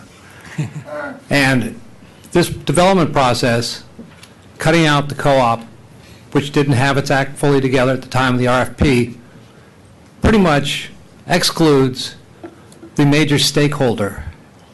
And the committee's work is also a stakeholder. And the developers are shareholders. They're not stakeholders. We're developing this, as Keith just mentioned, to create viability and income and prosperity to the junction. The traffic issue is a great matter of equal importance, which will have to be dealt with the State Highway Administration because that's their right-of-ways. But you guys, the city, council, ultimately, and the administration are in control of this very valuable asset. And you also are not developers. I happen to be involved with developers for most of my career, so therefore I actually am one. But I'm a co-op member here, and I'm a community neighbor, and I'm a planner. And I know we failed to take the advice of people like Brian Robinson and myself and Michael Ponis and the civil engineers I was working with when this building was rebuilt, and we have a moat instead of a beautiful garden. And that's a result of not adhering to the fact that the geotechnical reports and the evidence shows there was a stream running under here. Well, at the co-op site, it's on a rubble fill. And that, too, has to be evaluated. And I did that evaluation for Mr. Antonelli, who was involved with the sale of that site to the city. I worked for Mr. Antonelli and H.B. Barry, the architect, to develop a feasibility study to determine the value of that site. And the value was a 2 to 3 story structure, setbacks, and parking at a lower level were probably part of the development. Presently, I have on my own developed what I call a functional site plan for the site. It has nothing to do with any of the developers. It has to do with all of those things that people care about. The loading dock, the continuity of the co-op remaining in business throughout, unobstructed and unpunished by being where it is, any development process. A loading dock that can utilize the state highways and not take any of the valuable parking space up. And many other functional items, such as a connected bike path between Columbia Avenue and Carroll Avenue at the top, and parking, getting rid of that rubble fill and making a lower level parking, as well as lower level storage and space for the co-op, because the co-op, as you know, has a second level down below, which can be expanded into. That lower part of that site is not virgin forest. It's nothing special. There is very good late several stage forest on that site that should not have anything. So I advise you to not just take these developers' plans as the end-all to this process. I think the co-op should have another shot at it, and I think we need to back up a little. I support a lot of things in that letter, too, but I'm very cautious, and I caution you to not go ahead with shareholder interests ahead of stakeholder interests. Thank you. Thank you.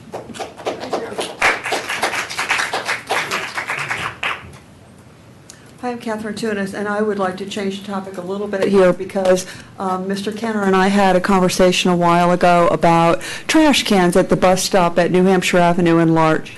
And I thought that we were going to see our new trash cans back and recycling cans back about a month ago. And it seems that maybe they slipped through the cracks or fell off the curb or something. But if we could possibly get those back in on track to be reinstalled, that would be great. And I knew there was a reason why I stopped 29 minutes before my time was up. It was because I neglected to say a few things. I wanted to clarify something that Dan Robinson told you. I had a conversation with the IRS agent, sales agent, and he was very clear with me that the encumbrances are on the entire property. They are not on just parcel 3. That was an assertion that Dan heard from Dr. Washington, but that is not a legal statement. I think that there's going to need to be some legal involvement in terms of sorting out how those encumbrances are cleared and to get clear title to parcel 3, but that comes after. The IRS also was not clear in questions that were asked of it of what happens to the funds above $67,000. I'm not sure that the agent knows. I think that he has put the request into his legal staff to see if they know to provide the information to us. And then on the third topic, I apologize again, I'm going back to not on your agenda or not on your voting agenda, is about the co-op. I think it would be really helpful to see the revised co-op proposal compared to the other 4 that were chosen in the city documents that come out. I think it would be helpful to listen to the citizens who are co-op members and think that co-op is an important part of the city, but also then if indeed one of these other 4 proposals are clearly superior, it would allow the residents to clearly see the comparison about how if the city or council chooses that one of these other 4 is superior, then why. But shutting them out of the process is really not helping the citizens to make that evaluation along with you, and it just leads to a bit of distrust. So I think it would be useful to throw them back in the mix. And again, the revised proposal, because I understand they have revised that considerably. Thank you. Thanks. Brian Robinson, just wanted to agree with what Bern and Catherine just said about the co-op issue. Yeah, and I'm glad Catherine got that information from the IRS because we all need accurate information about the Washington McLaughlin property.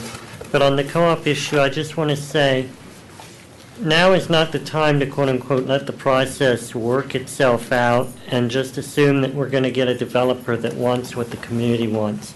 Developers bid on an RFP because they see a valuable chunk of land they can get something built on, and then they consider the community's desire for a unique downtown area that is locally owned businesses and environmentally friendly and affordable housing. They consider all those to be obstacles to be overcome.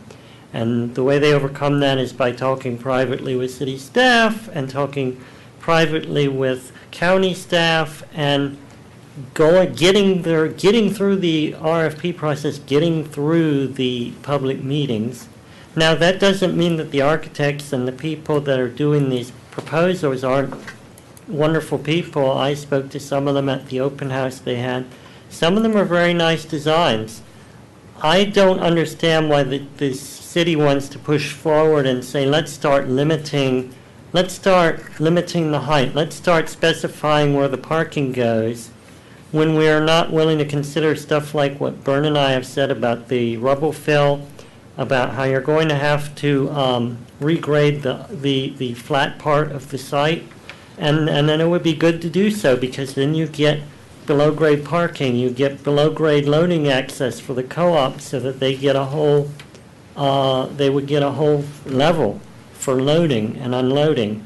And to finance stuff like removing the polluted rubble, it might be worth considering having a 3-story building if it was no taller than the fire station. That doesn't mean it should overwhelm the buildings across the street. It could be staggered or stepped back.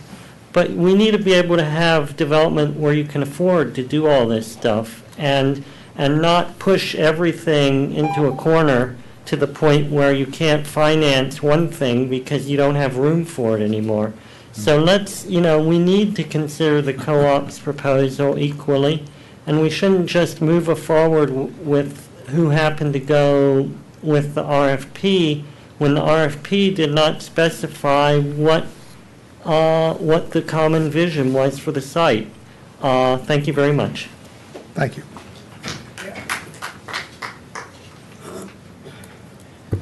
I'm Lorraine Pearsall. I'm Vice President of Historic Tacoma, and I'm here trying to talk about the co-op and the junction. And I agree with much of what I've heard tonight and Fred Feinstein's comments in particular. When I look at the revised co-op proposal, I see something that works pretty well. And I was on the task force, and it follows task force recommendations. It doesn't overload the junction with it preserves parking by not providing a plethora of uses that it doesn't need to, and it provides a wonderful resource for the community. And I urge you to consider them, expand this process, and consider them in their own right. Give them a chance. I think that's what you're hearing from the community. I'm concerned, we're talking about financials tonight, and I see everybody is just in the running, and it surprises me a little bit because I hear the co-op testify that they're not, 3 of the 4 have not met their needs at all, and I remember to the public record you yourselves created as to how important the co-op is. And in fact, that these contenders would absolutely have to meet their needs, and yet they're not, even at this late date. 3 of the 4 are not. Why are you considering their financials? Why are they still here? And that is just kind of an obvious question, because it really is the co-op that people have always wanted to see and was part of the recommendations of the task force. Again, the fact that they are still here is, to me, a sign of this flawed RFP process. And so, yes, definitely have a process, but the RFP process, no, it has been very, very flawed. And finally, the co-op has signed a 20-year lease. You all have testified as to how important they are. They need the city lot to expand. You have saddled them now by continuing this discussion with 4 contenders, 3 of which can't meet their needs for sure. What can one possibly think is going to happen here? There's just some obvious things. It seems like it is a bit premature to be considering financials on all 4 of the contenders without thinking of these very serious issues first and eliminating some. It's time to do that now. Thank you. Thank you. I'm Dave Paris, Larch Avenue. I think there are legitimate reasons to believe that the RFP is very flawed, as many people have said. Starting out, that the purpose of the RFP is kind of suspicious when you view it that it's said to be designed to generate alternatives to the co-op proposal. And then we hear later on that the co-op was told that their project was not transformative enough. Sometimes change is not good.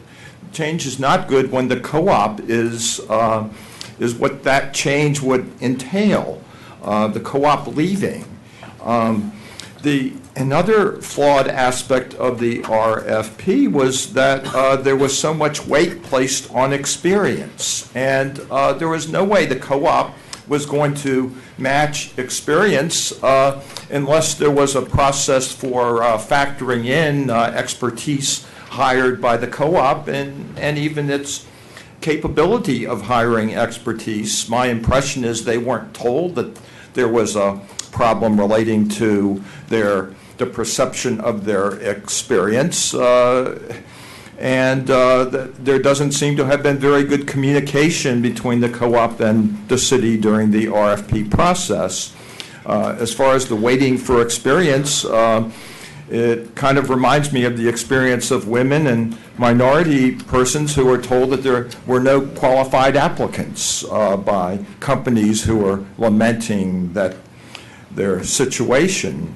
I'm also think it's disturbing that at a time when finances were supposed to be off the table, at the October 6th council work session, there was a great deal of discussion about the co-op's finances and experience, and wild speculation, unfounded, about the possibility of the co-op going out of business. One council member said within 2 years of expansion that they lacked the capability of negotiating with developers, that they couldn't put together legal documents, and at the same time, finances were not being discussed for the other developers. They were taken off the table. And as many have mentioned, the RFP failed, the 4 projects fail to include the loading dock and plan for business continuity that obviously is required here. So I very much urge you to either include the co-op proposal or go back to square one and drop the RFP, which is very flawed. Thank you. Thank you.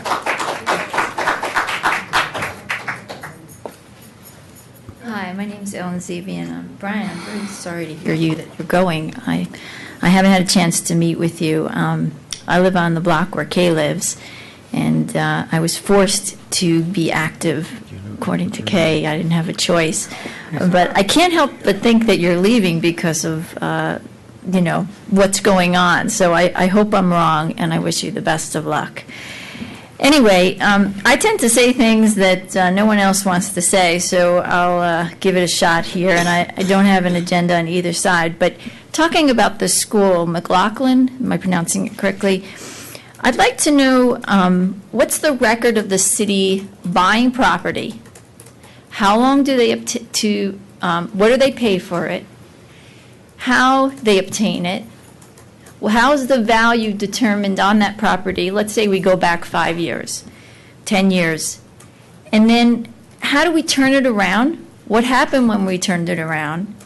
And then what was the tax base generated when we turned it around, and was it beneficial in the end? To go after a piece of property, I am a property owner, landlord, I have tenants, I have multiple pieces of property, luckily not in Tacoma Park. And because I've lived outside of Tacoma Park and I don't have landlord-tenant restrictions like Tacoma does, and I don't say that in a negative way, but I'm glad that my grandparents bought in 1905 some really neat property. But that saying, I mean, how can we go and obtain another piece of property when we don't know what our track record is? And what's the value of what we've invested in the past? So I really urge the council to look at our own track record and say, is this something that we're doing a good job at, or is this something that we should leave for other individuals that have a better track record? Thank you. Thanks.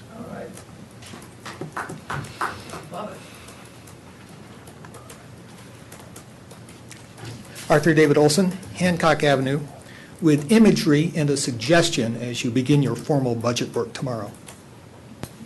Imagine relatives considering the purchase of a big screen TV for $3,000. If they tell you that they have $20,000 in their checking account, you might agree it's a reasonable purchase. But if they then tell you they have a $40,000 credit card debit, you might advise paying the debt down before splurging. The City of Tacoma Park has plenty of equivalents of big screen TVs, items that are great to have, but are also costly and are not essential in the way that, say, police service is essential. We feel okay about buying them because we have a hefty checking account, the general fund. But we have an even heftier credit card debt. We get a reminder of it every fall, but may forget about it at other times.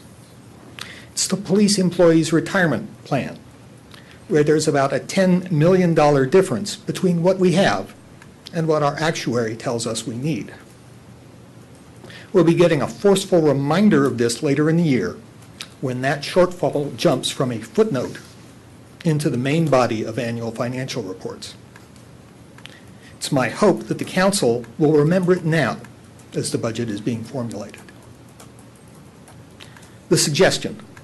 Last year, the council decided to trim about $500,000 from the annual payment into the city's equipment replacement reserve.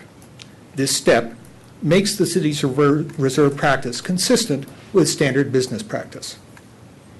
You might restore this $500,000, but add it to the retirement fund rather than the replacement reserve. We know we can save at this total level. It's the level we managed before this year's replacement reserve cut. Of course, putting an extra $500,000 in the retirement fund will mean foregoing some big screen TVs. This may not be the popular thing to do, but I believe it's the responsible thing to do. Thank you. Thank you.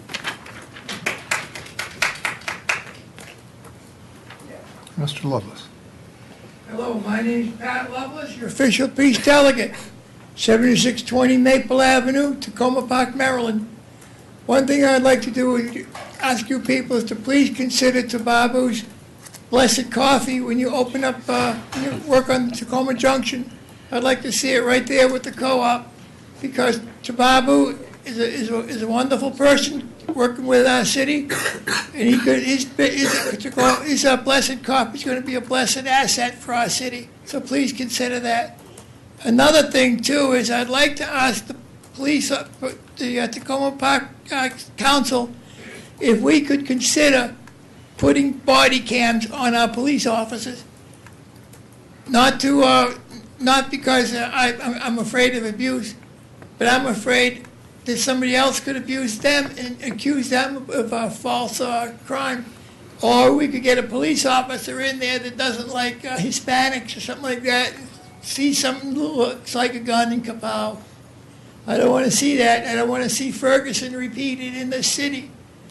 But any city with a police office and the police department is open to that, both doing it and being accused of a crime that they didn't do. We're wide open to both that.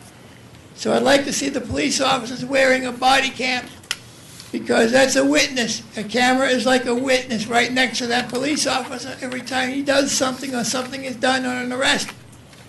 And there's nothing better we could ask than have a witness to the crime if one is committed or if there's none committed.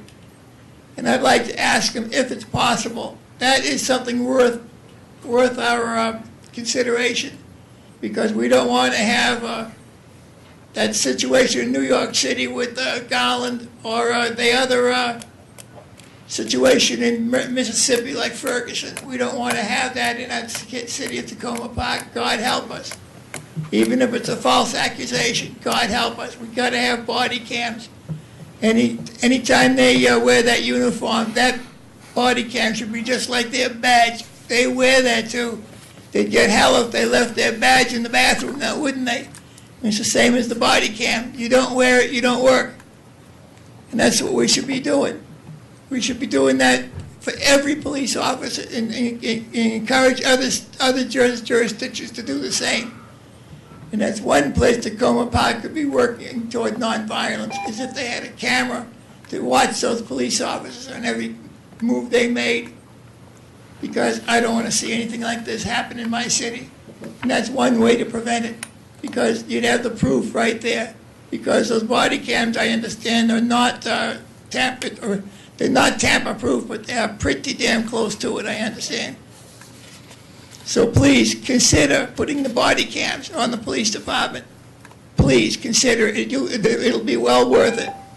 Oh, by the way, did anybody check to see if that sign put out by Mr. Francho on Maple and Ritchie, is that removed yet? It's still there.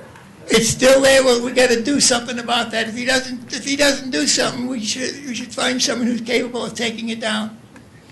That is 2 months overdue to be down. There's no excuse for that. Absolutely no excuse. And I think we should have it taken down and I think there's a law against that on the election, just leaving your signs up. And it should be approached and enforced. So please, I mean, I like the guy myself, but I'm going to tell you, if he's going to break the law, he should be treated like everybody else too. Thank you. Well, if you want to put a body cam on him, next time he does it, great.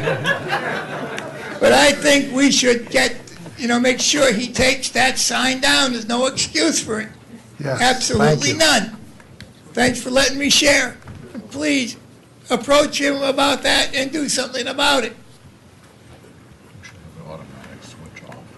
Good evening, and I just want to request that the city council ask the city's councilor, who is here, to look into that business of what happens to any excess funds in the IRS auction and determine what kind of course of action the city would have to either immediately file suit at 12:01 p.m. that day to ensure that that money is not dispersed to Ms. Dr. Washington, and to get the full ramifications of the outcome of that monies, because it would be totally crazy for the city to be taking monies from the taxpayers and then just putting it in Dr. Washington's pocket. And I also want to remind everybody who probably wasn't here back in January, February, when the city first brought up the city lot being sold up there at the junction, of what John Urciolo said, whose family has a great deal of skin in the city and has been a tireless investor in the city for many years and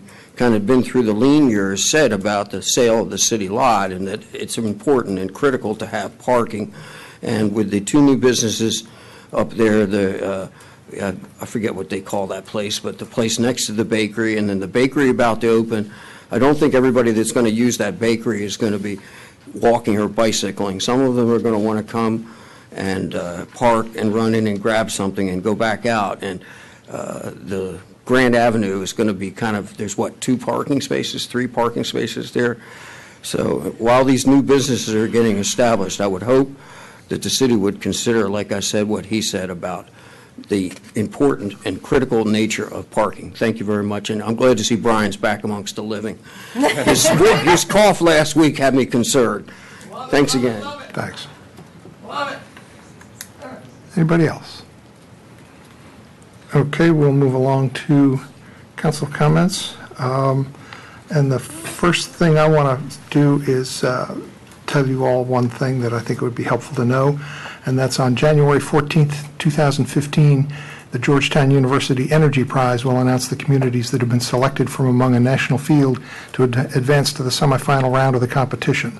With over 70 communities participating in the application and quarterfinalist rounds during 2014, the field has now been narrowed to a group of select cities and counties that will be competing through 2016 to reduce their energy consumption and be vying to make it into the finalist round in 2017, with the ultimate winner receiving $5 million. The city will be having a press conference this Wednesday, January 14th at 2:30 in this auditorium. And a couple other things to note. A reminder for anybody who's interested that tomorrow night in Rockville at the County Council Office Building at 6 o'clock, there is a hearing that is concerning the Pepco merger with Exelon, and that's the Montgomery County hearing, and then there's also going to be a hearing in Prince George's County as well. So it's an opportunity to testify about that hearing, about that merger. A reminder that Wednesday is the opening day of the legislative session in Annapolis, and some of my colleagues and I will be going down there for a Maryland Municipal League reception that evening. And some of my colleagues will also be joining me on Thursday this week for the MML Montgomery County chapter meeting in Gaithersburg, discussing a number of municipal issues. And I look to my colleagues for other council comments. Councilmember Smith. Thank you. I would like to announce on January 27th, I'm hosting a meeting with residents to discuss the road revisions during the Carroll Avenue Bridge closure. That's going to be happening hopefully later this year. So the meeting will be January 27th, the Atrium Room, that's on the 3rd floor of this building at 7 p.m. Everybody that's interested is welcome to attend. I would like to recommend an individual for the Commemoration Commission.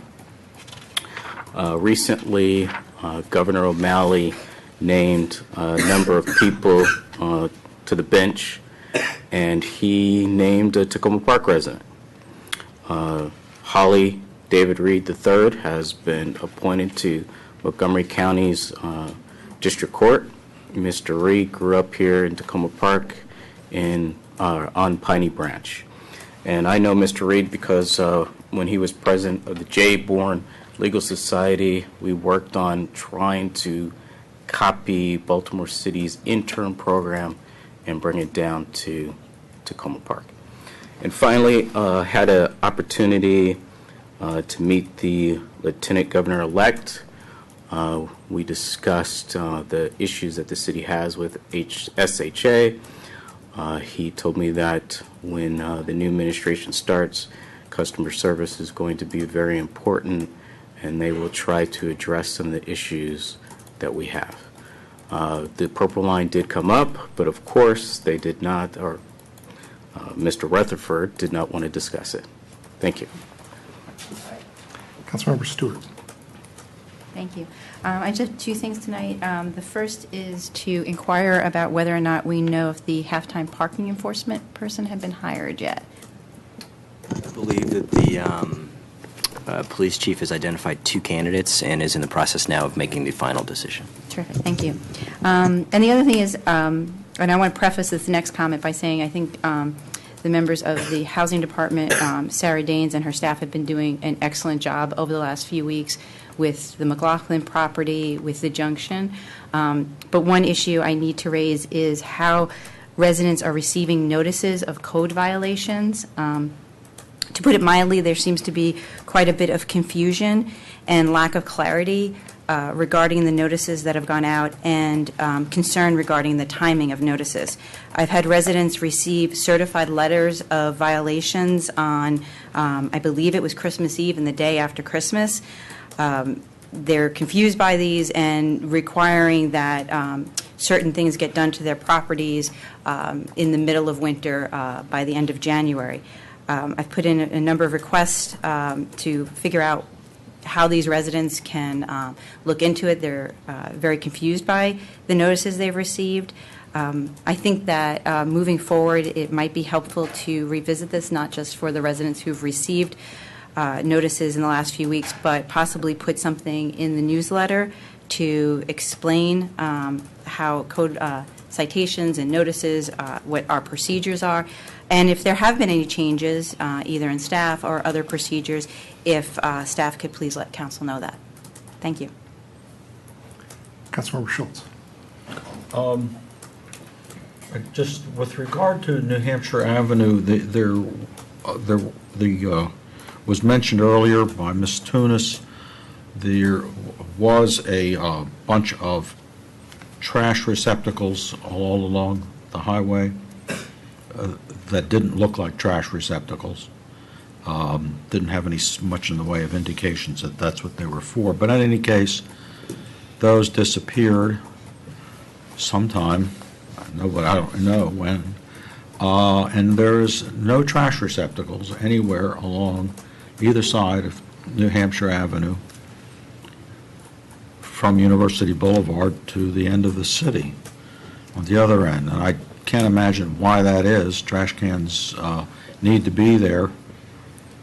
And no one has bothered to inform anyone on the city council, certainly not myself, as to the reason for this, that it was going to happen or why it's going to happen. It's a pretty simple little situation. As a result, guess what? There's an awful lot of trash out there now around the bus stops. This is particularly frustrating because we just, the Crossroads Development Authority 4 times a year for the last year to 2 years has been convening trash pickup days to get volunteers to come out there and do the work. The number of those volunteers has gradually increased. We had a whole bunch the last time it was done. And so it sort of feels a little strange to be doing that when there's no trash containers. I've been meaning to get in touch with the Director of Department of Public Works about this, but the comments tonight reminded me that this is something needs to be done about it right away. I see no other council comments, so we'll go to the city manager's comments. Thank you. No comments. I just wanted to just extend my thank you to the council and to many of the community members that reached out to me when I made my announcement recently that I was going to be leaving. I very much appreciated all of the comments, thanks, feedback that I got from people, and many of my responses echoed the same thoughts, which is that Tacoma Park is a special place, and it's the kind of place that I feel very honored to have really spent any time in. It's the kind of place where I wish actually that I would have been able to spend a little bit more time, but I know that it personally has made me a better person for having been here. So I thank the residents, I thank the council, I thank everybody as it relates to that. So thank you. All right, thank you. Next item is adoption of minutes. We have 2 sets of minutes, November 3rd and November 24th. Would somebody like to move their adoption? Moved. Second. Been moved by Councilmember Grimes, second by Councilmember Siemens. All those in favor, please say aye. Aye. Any opposed? The ayes have it, unanimous. The next item is to consider agenda item number 2, which is the resolution supporting the expansion of the types of alcoholic beverage licenses available in the city and regarding wholesale purchase of alcoholic beverages. Does the Deputy City Manager want to say anything about this one? Sure. Last week, we did have a discussion about resolution that we needed to have changes in state law that affects alcoholic beverage licenses that would be applicable in Tacoma Park.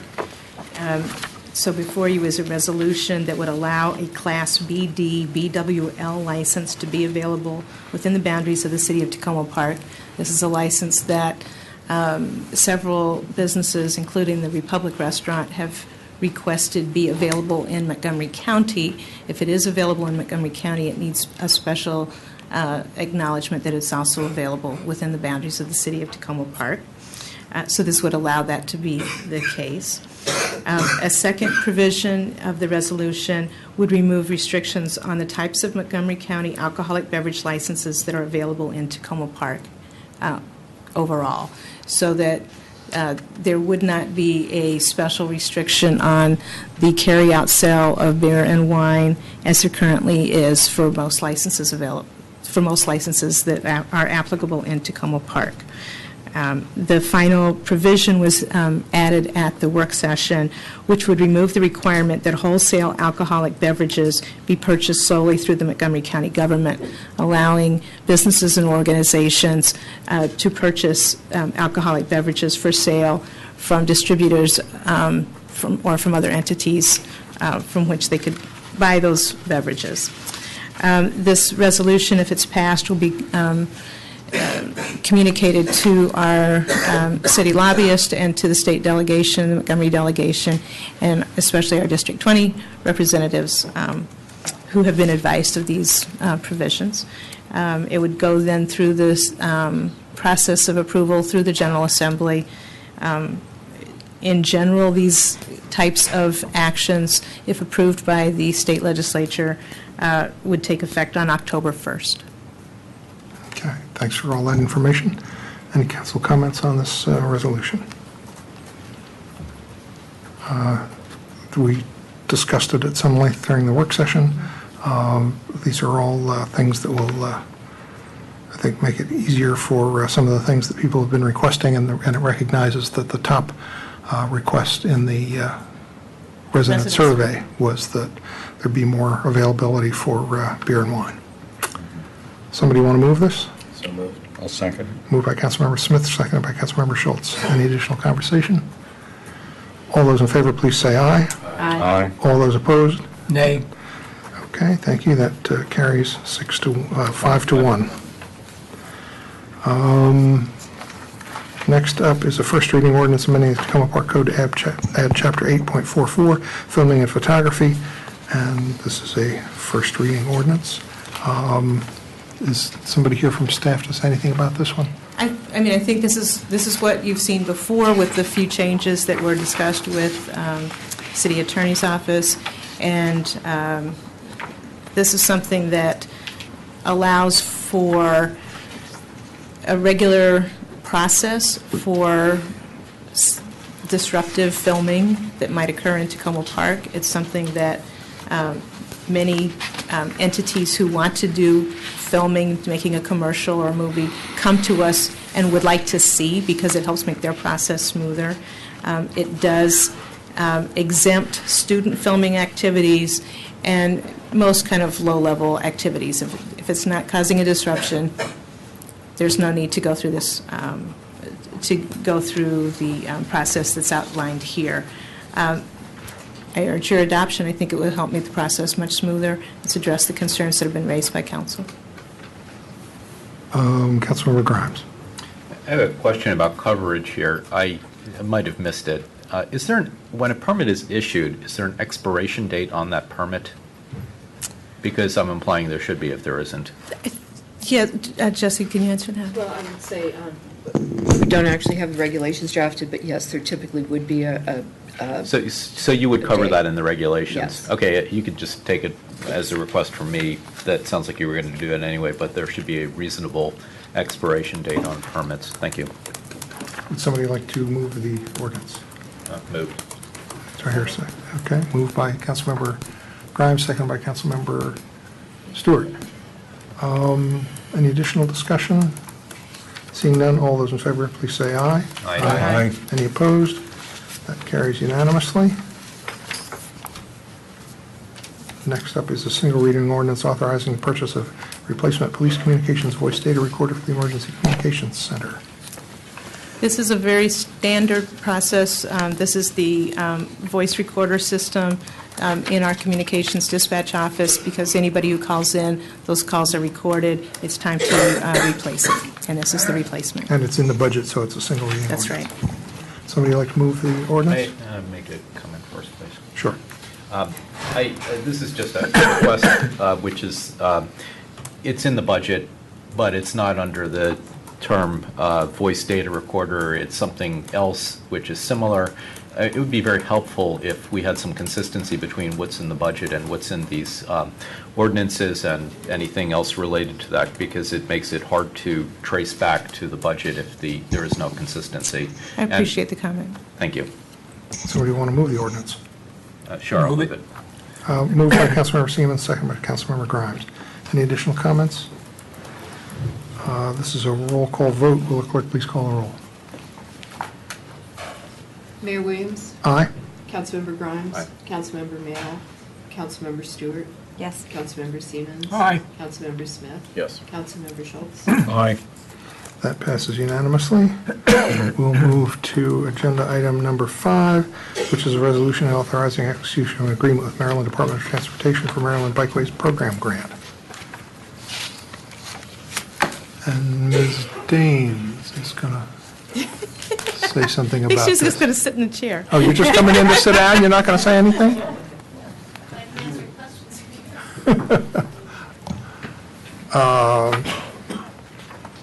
Nobody going to say anything? All right, this is to authorize us to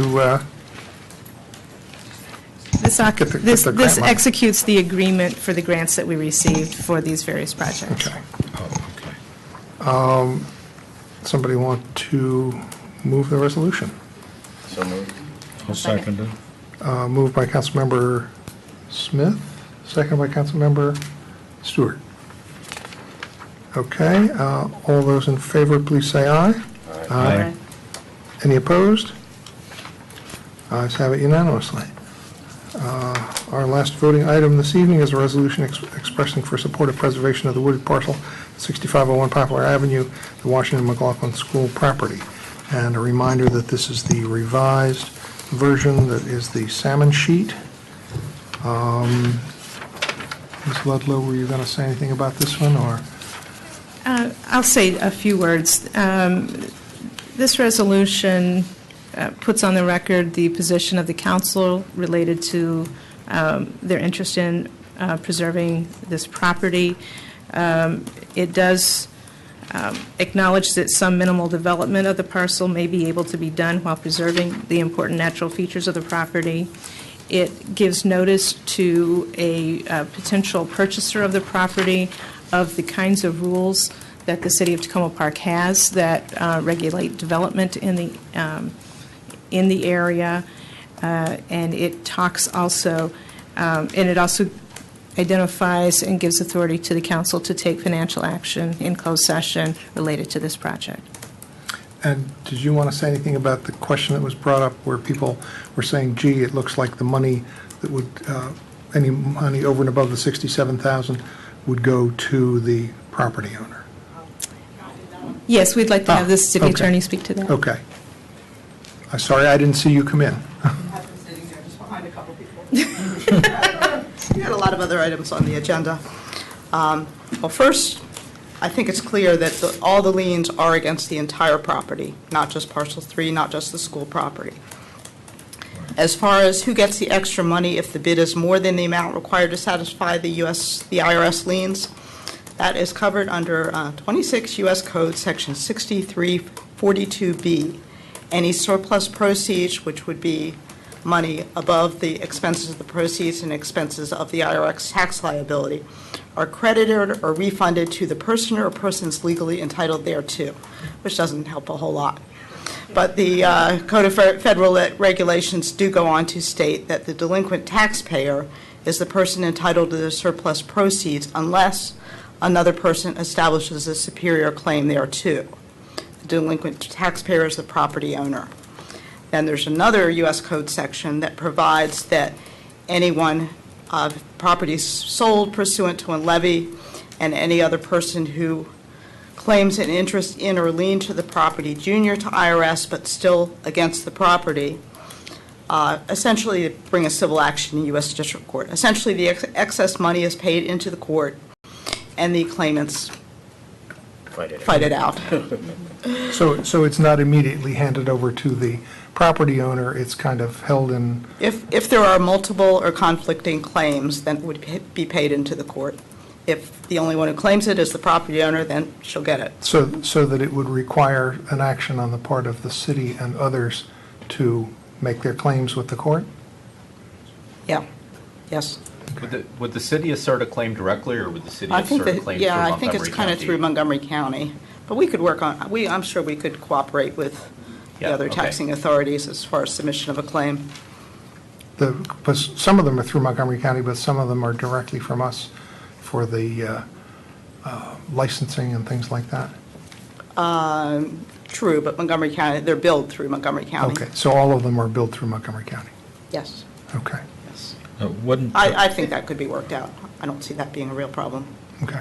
Wouldn't any claims be held in abeyance for the 180-day Sure. redemption period first? Yes. So it's not like this is all going to happen Next week, no. next week. Besides, it's the auctioneer that collects the check, not the IRS. The auctioneer takes the money and distributes it to the lien. No, the auctioneer would pay it into, Pays it into. on behalf of IRS. Right.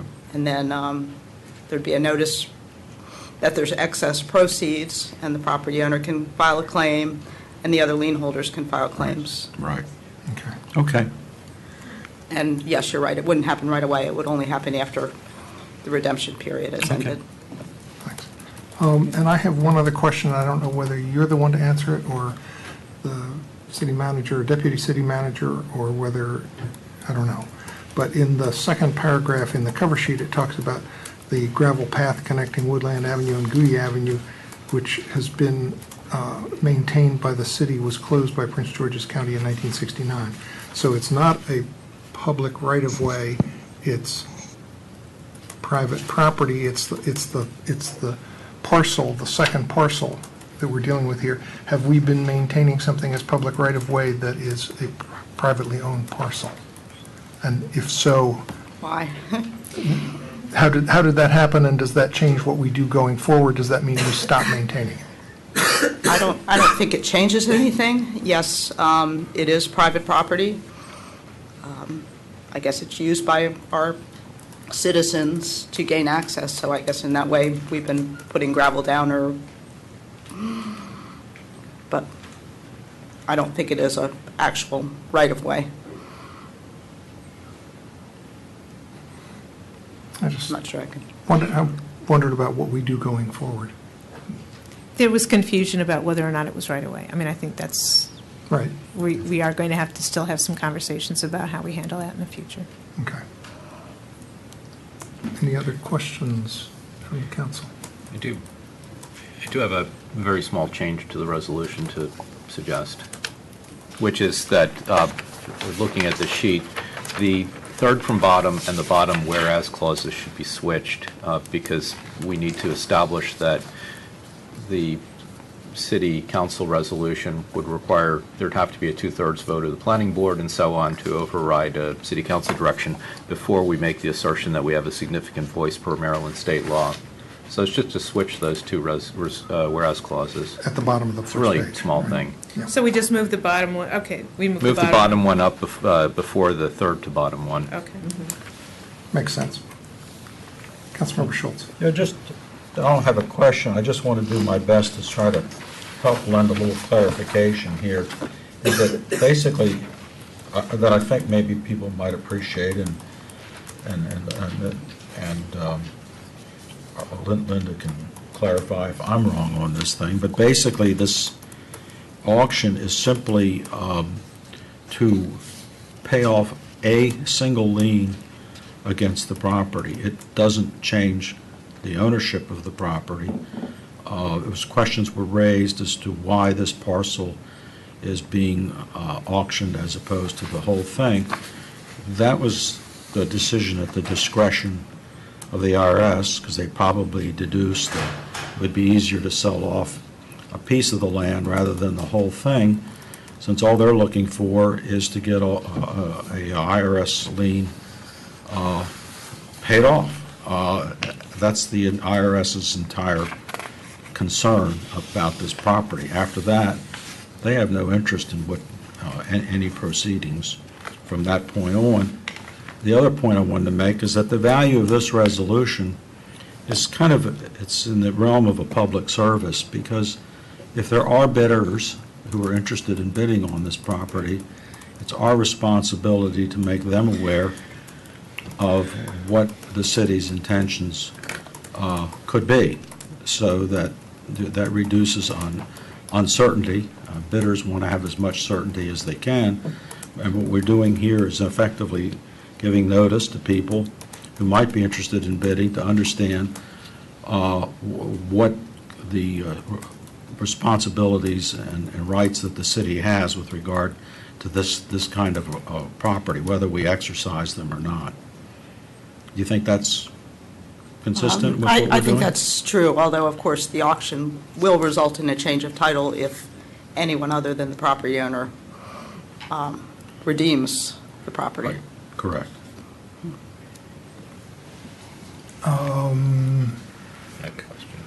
Councilmember Grimes. So, Councilmember Schultz reminded me of the question, what are we going to do with this? I assume we're going to pass this in just a moment. Are we going to print copies of this and hand them out at the auction?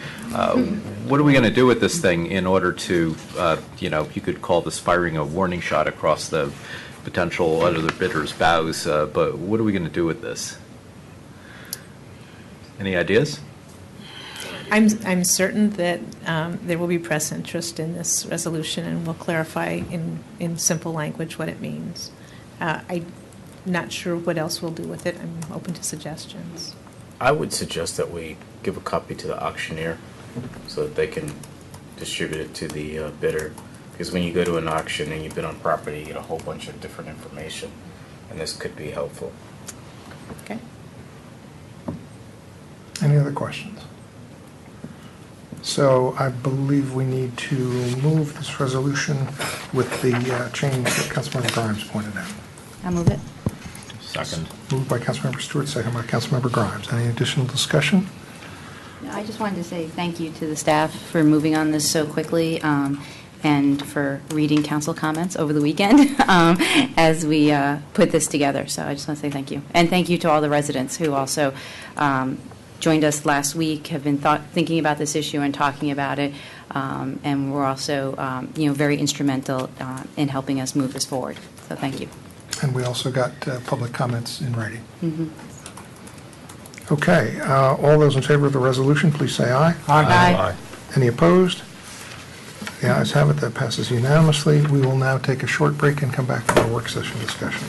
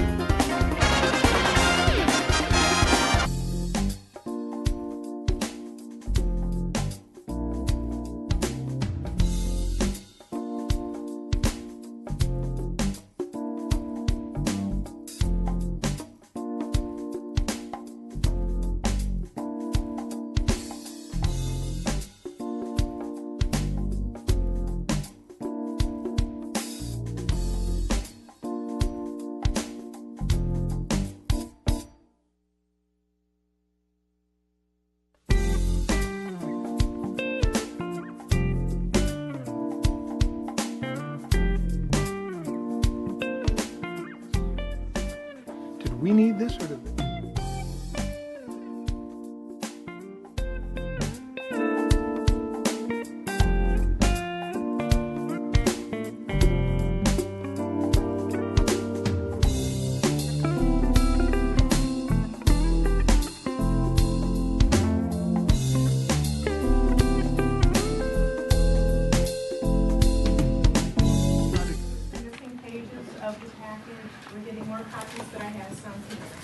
So if anybody needs the correct, complete packet for this item, we have them. If anybody has the one with the blue sheet on it, that's a good one. But if you don't, then it's not good.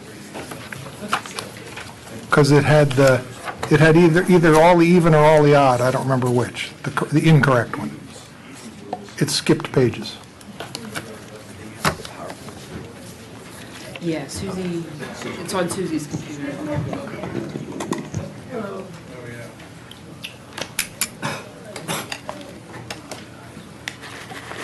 Yeah, we get Craig right.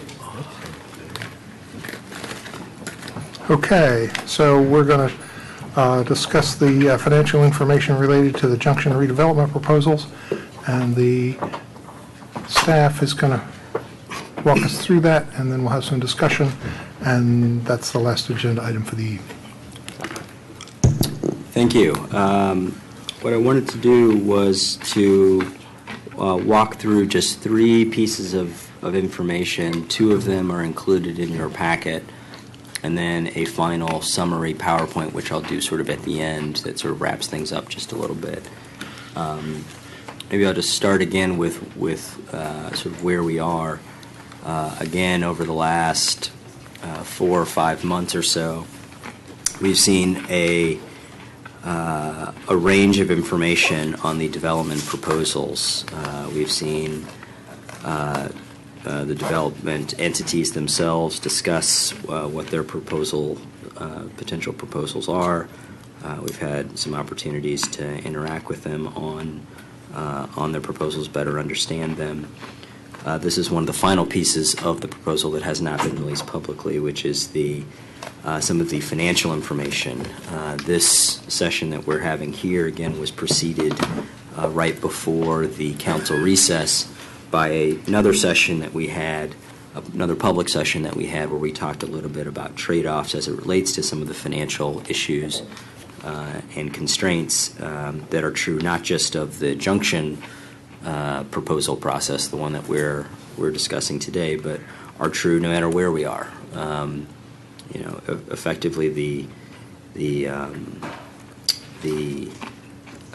bottom line of that previous conversation is that any time that there is something that's proposed, there's got to be some sort of revenue stream that is associated with it, either city, non-city, grant funded, however you want to call it. If there's something that changes in some way there is a corresponding cost to it, and so a revenue stream that needs to be developed in order to support it. We also talked a little bit previously about just what some of the financial implications from the city's perspective are if there is something that happens, again, no matter what that is, on the lot as it relates to potential property tax income that can come to the city and or any additional what we call sort of fair market value that is owed to the city for something that happens on that site. And we'll talk a little bit more about both those things as we talk about sort of the second piece of information that's in the packet that we sent out. The first piece of information that's in the packets is a list of questions that we sent out to the development entities on some financial issues that we just wanted to. I'm just going to quickly highlight. It should be in your packets, and if you don't have the right page numbers, we have other copies that are available. One of the first things we asked was, has your pro forma in some way changed based upon any updated concept plan or anything else that was originally submitted, again, back in earlier 2014? Some of these things I think we've already talked about previously. The Ability Project has eliminated its residential component. It's also eliminated its proposal for developing something on the R60 lot.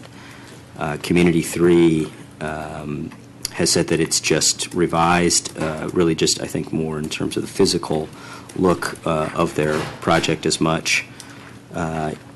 Keystar Eco Housing has said that it's reduced its residential units from 31 to 24. It's also reduced, I think, proportionately some of its parking spaces that it had proposed. And NDC has said that it has removed the single-family home that they had originally proposed to be in the R60 lot. One of the second questions was just asking if there was any other entities or partnerships that they wanted to comment on at that time. I mean, I think largely most of the entities told us really no change from what they had originally had been proposing. Again, many of them had been talking to the co-op. Some of them had also been talking to the Tacoma Children's School. So we just wanted to get a quick update on if there was anything else that was any more formal as it relates to that. Question 3, was there anything more specific that they wanted to say in terms of documentation around construction or permanent sources of financing, including if they had any different proposals as it relates to how the tenant build-out portion of their proposal was going to be funded. The Ability Project talked a little bit about some sources that they hope to get. Some of the other proposed development entities, again, talked more about their experience in having financed similar projects of size and scale to those that were proposed for the junction lot. So again, no significant changes, just continued statements around how they intended to finance the project.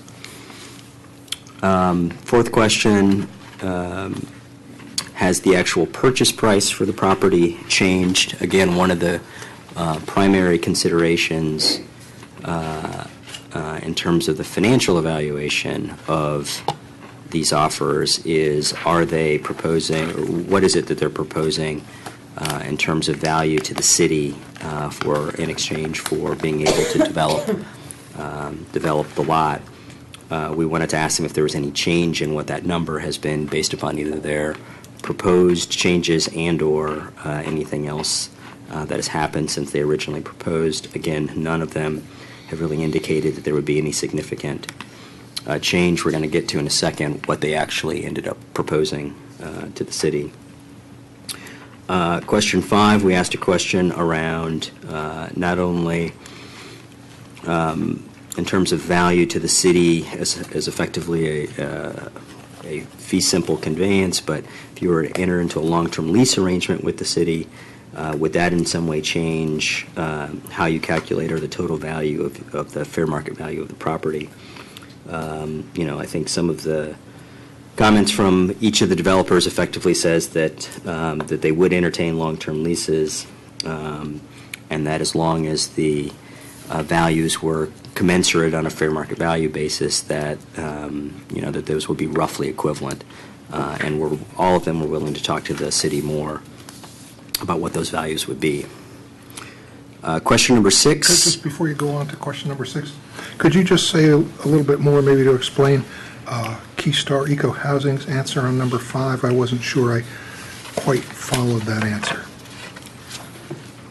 Where it talks about they would consider a long-term lease arrangement, but the change would have an adverse financial impact on the project. Yeah, I think Keystar Eco Housing has proposed condominium units on the site, and a long-term lease structure may have to be a little bit more creative to have for-sale ownership parcels that are located on a long-term ground lease parcel of land. It is not unheard of. It happens every day in and around the Washington area, but I think that it's just going to take some additional conversation, if that's something that the city's interested in doing, to get a better sense about how we might be able to structure something like that, if this is even a way we would like to go. They're basically saying if you think this ground lease would be subordinated, it wouldn't be a problem. Mm-hmm. And I'm not unfamiliar with subordinated and unsubordinated, but if somebody wants to provide a simple definition or answer as to what that difference is. I think it's effectively saying as long as the residential owner land rights are superior to what the city's ground lease would be, then there should not be necessarily a problem with how this structure could be accommodated. Okay. So that's exactly right. So that puts it into plain language. That's right. Again, our consideration for asking this question is more around making sure that the city puts it out there to potential development entities that there could be a variety of different ways that we would be looking to enter into a structure, and then subsequently also trying to get a better sense about how the value to the city might change, if at all, if we were to get into a long-term ground lease arrangement. Question 6, we asked some specific questions around the co-op, knowing that that was obviously has been a question from the beginning. The city has been, I think, very strong in terms of wanting to be supportive of the co-op in terms of its expansion efforts at the junction in general.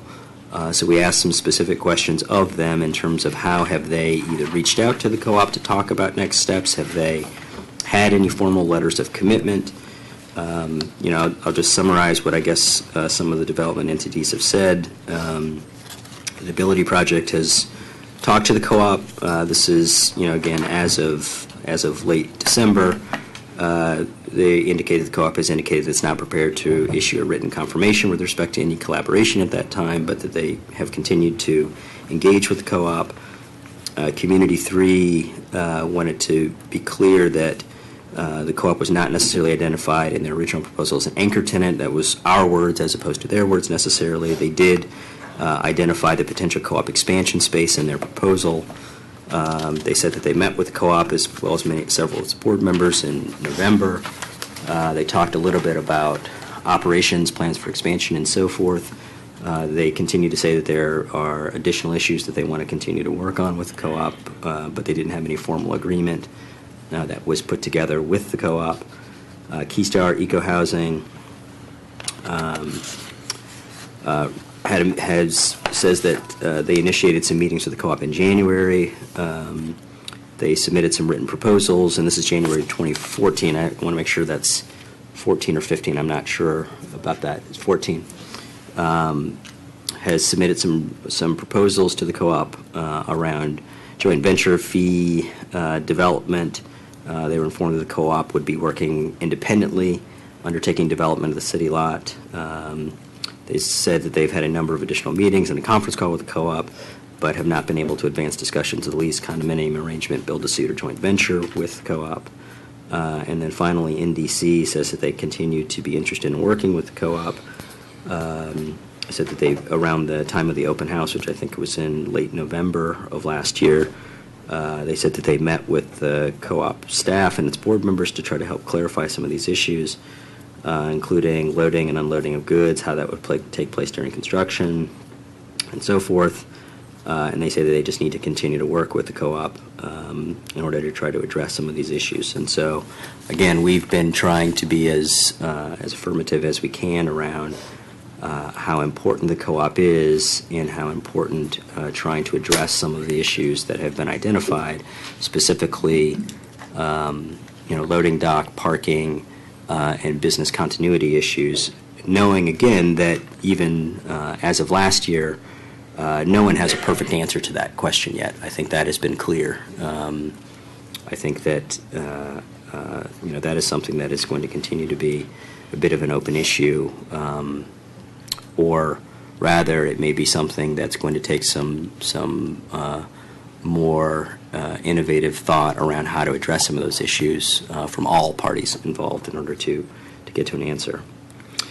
The final question, question 7. And if I can just pose a question about question 6 and the answers. It struck me that you might be able to say something in a relatively simple answer about expectations of having potential developers work towards some granularity, some level of detail, or some aspects of potential partnership on the details of that with the co-op in kind of answering this question or other questions about the expectation that any potential developer might be able to get to some of those levels of detail at this stage when they're still kind of out there as one among a number of possible alternatives for a path forward, kind of how this plays out in development processes in general, where you have a preliminary stage like this where you're kind of dancing around trying to feel what some of these things are, and the commitment of a developer's assets to kind of getting to those next steps. Yeah, I mean, it's a bit of a give and take, I think. I think ultimately I would love to have seen for each one of them to have gotten to an answer at this stage. That said, it is also not uncommon that a development entity who has not been, who knows that the city is still going through its selection process, hasn't dotted every I or crossed every T as it relates to every tenant that is going, potential tenant rather, that is going to be, that they may be interested in signing for their development. It is a matter of fact, it may be, there may be, for some development entities and some tenants, there may be a path that says that they need to make sure that they can work together first or get to some financial terms or other lease rate discussions before they can even start to identify and mitigate all of the sort of secondary issues that come from them being a part of the development proposal itself. And so it's give and take. I can't tell you that it is that it's completely awful that the city doesn't have these two issues nailed down at this stage. At the same token, I would like to have seen a little bit more progress from each one of these in terms of how they, do they have any other creative ideas, as an example, in terms of how to deal with these issues. I mean, something that I do feel strongly in that is that, at some point, the co-op moved into its existing facility. And so it has dealt with business continuity, loading, unloading issues. I'm sure that, over the past X amount of years, loading technology may have changed, and so they may have dealt with differences in how to accommodate them. And similarly, I know that at least two of these development entities are very familiar with other grocery stores or other tenants that they've had in other locations, building out space for them, and have dealt with these issues before. And so I don't feel like we've got a series of development entities here that are inexperienced in some way with being able to get to some potential answers on those two questions in particular. So it sounds kind of like a double-edged answer, that you're not surprised that things didn't get farther along, but you wish they had. I wish they had. I think it would be a much simpler conversation. I think it would be, a way to address some of the questions that we've obviously heard from the community and that you'll hear from city staff around, making sure that the co-op's expansion, especially if, for the most part, these development entities are considering the co-op as either an anchor tenant and or a significant tenant to their site. That is something that ideally I would have liked to have seen completely nailed down, but at the same token, I am not necessarily 100% discouraged that these issues cannot be dealt with a little bit later on as well. Okay, thanks. Question 7, I think asked about whether or not whether there was any additional, knowing that not just the co-op, but if they had identified any other tenants potentially for their project, had they gotten any other letters of commitment or intent or secured any other documentation around any other tenant. And I think for Keystar Housing and for NDC in particular, who had mentioned the Tacoma Children's School, they just mentioned that they've had both of these entities mentioned they've had ongoing conversations with Tacoma Children's School about potentially being a part of the proposal, but nothing else formal has been agreed to. So that's really just an update in terms of some of the questions that we had asked for responses from the development entities. And Councilmember Schultz has a question. Sure. Yeah, I just want to say that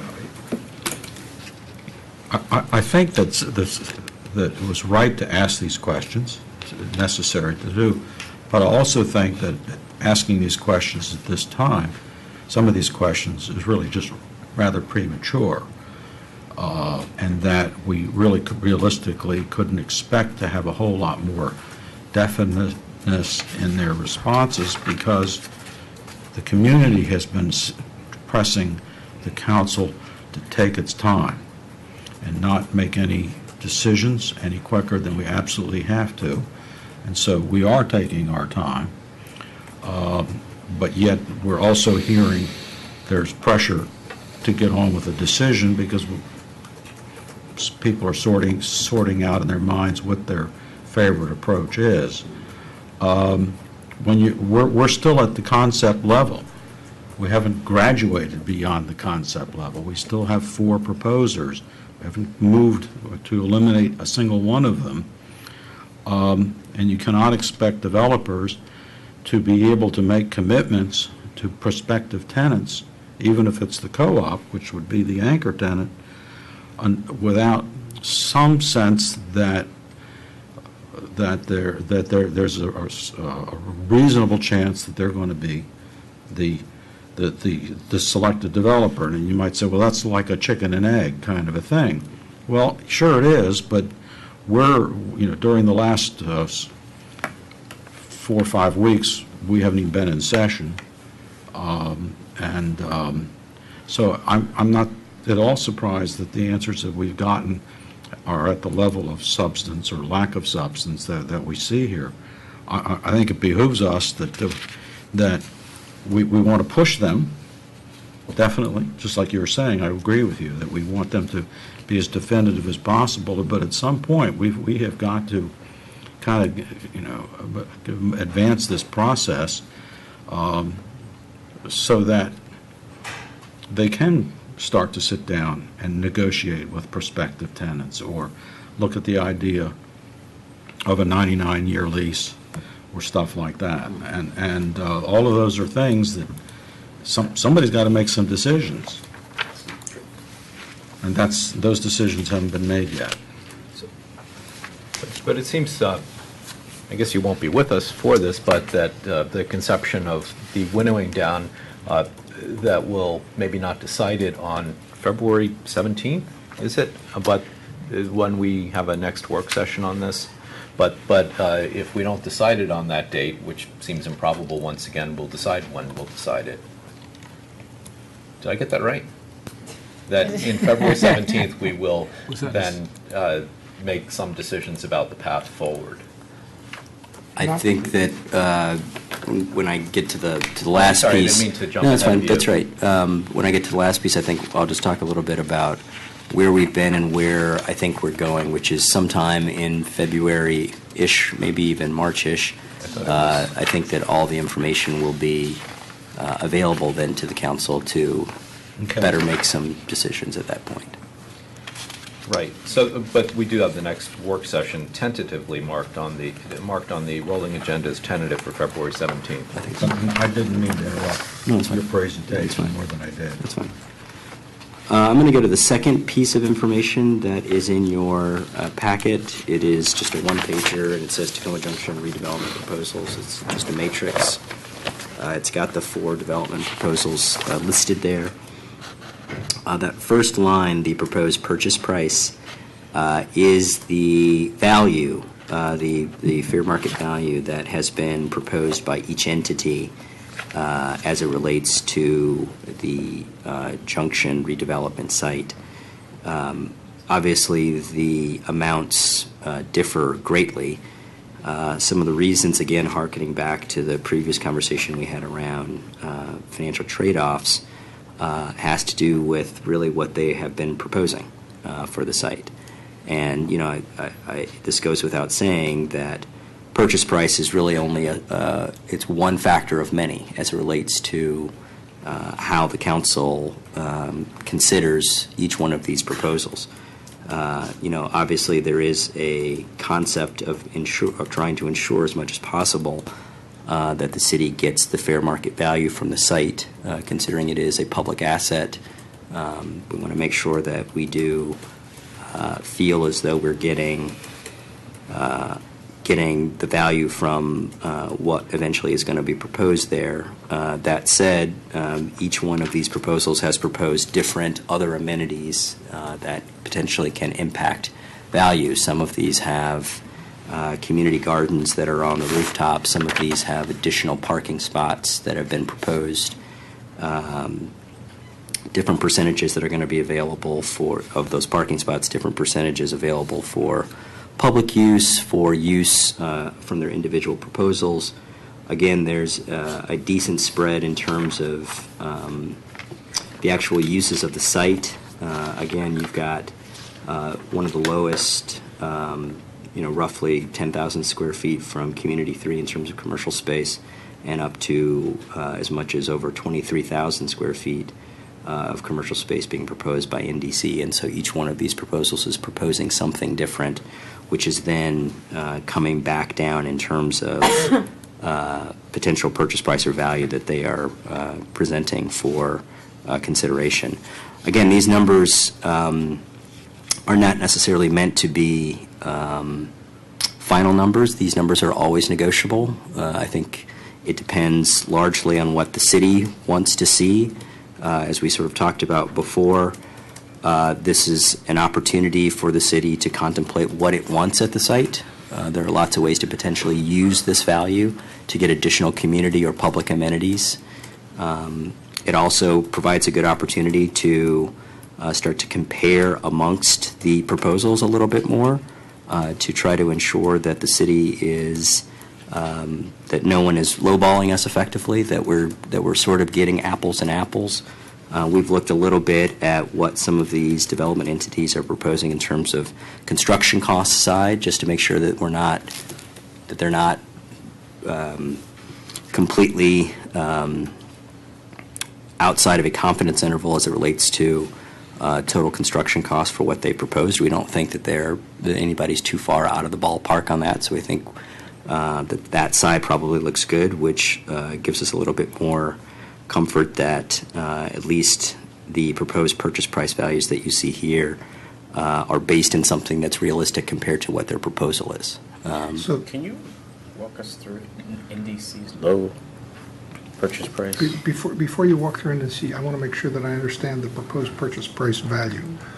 Is it essentially the value that they've assigned to the piece of real property that the city owns, and that if they were to pay us cash for it, it would be that value, but it's also the value of the amenities that we could get that they would provide that have a value like that? I'm trying to figure out exactly what it represents. I think it's more the former. So this is the value that they would be proposing to pay the city in exchange for having the opportunity to develop whatever their proposal is on the city portion. Okay. I have a question that sort of generalizes Councilmember Smith's asked specifically about NDCs, which is, are you able, and if you are, meaning you and staff, to assign a dollar value essentially to the amenities that are accompanying the various proposals? So for instance, if one says, I'm making up numbers here, one says 30 public parking spaces, you decide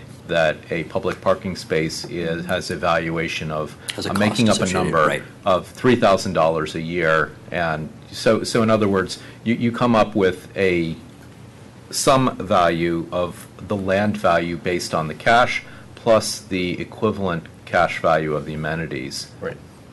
Yeah, it would be cool. It would be interesting to have that. Yeah,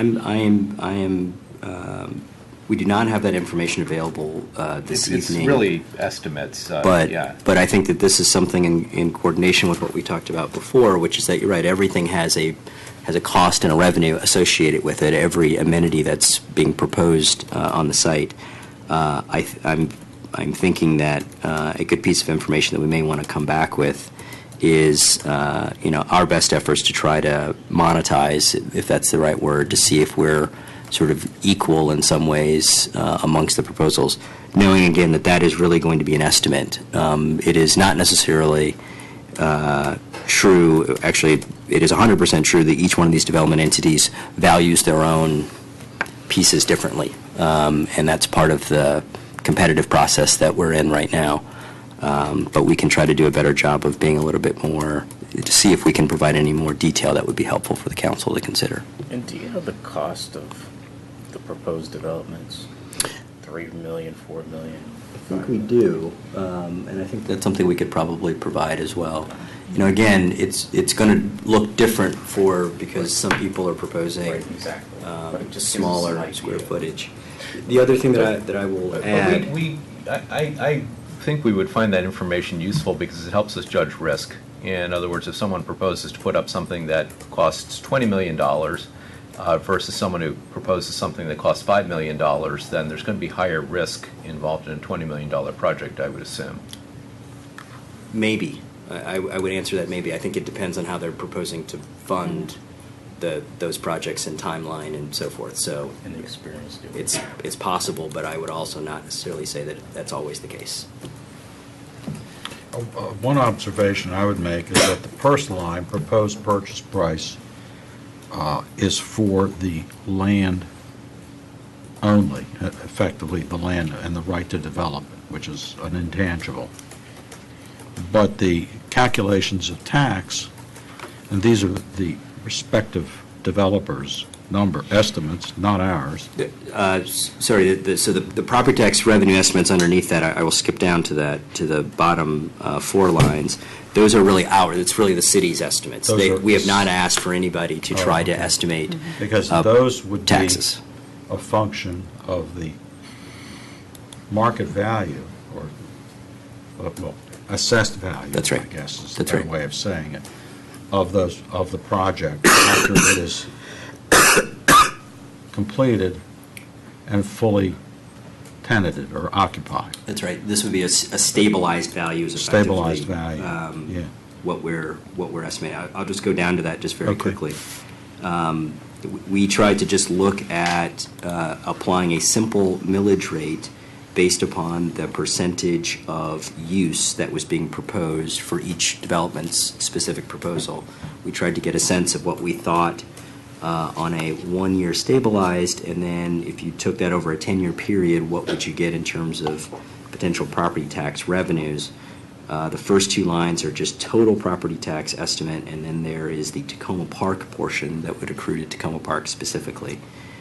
Again, it's mostly, it's not going to be a perfect number, but it does just, I think, tend to give a order of magnitude around what the property tax revenue benefit to the city will be over time of having one of these proposals move forward. And the ability projects tax number is low because they'll get tax rebates. Is that essentially what? This is because the ability project's just for their portion. It is not for the other things that might go along with the project. They only submitted information for their portion. So the Ability Project, and we have a note down here on this page that talks a little bit more. The Ability Project in their proposal was specific that they are really providing information around their specific project. They mention other tenants and other entities that could be a part of it. They make some comments around the financing of such additional parts of any additional part that's not really the Ability Project is something that would happen. Really, the tenant would be, and I'm trying to not put too many words in their mouth here. The tenant would be responsible, or at least have some responsibility around financing their own construction costs for those that portion of their project. And that's base building and improvements? For a tenant? For these other tenants. Are they going to build the entire building, or? No, the idea would be that there would be separate developers. So the Ability Project's numbers here would not include the numbers that are associated with the co-op, if the co-op were the anchor tenant. And that's not to say that they would not, because I think they've been fairly specific in their responses. They've been talking to the co-op, and they obviously would like the co-op to be a part The co-op or whoever. Or whomever, to be a part of their proposal. But in terms of this valuation, we only really considered their box, because that's what they're really proposing. So mentally, we have to think about a big asterisk at the top of the Ability Project column to say you can't just equate apples to apples with these other That's right, that it might be a little bit more. Well, let's be also clear that all 4 of these projects are only looking at the value of the city lot. In no case are we looking at the co-op's building, because that's just a tenant. The Turner family owns that building, and they pay the taxes on it. That's right. They will continue to pay the taxes on it, assuming nothing changes with that respect to the ownership of that building. So in each case, we're talking about the same piece of geography here. That's right, and I think it probably depends on any negotiations that a development entity has with the co-op in particular about their side, the Turner Building itself, and any changes that would accrue to the Turner Building site, which we are not here to, we don't know about that side of it, and would those values increase potentially?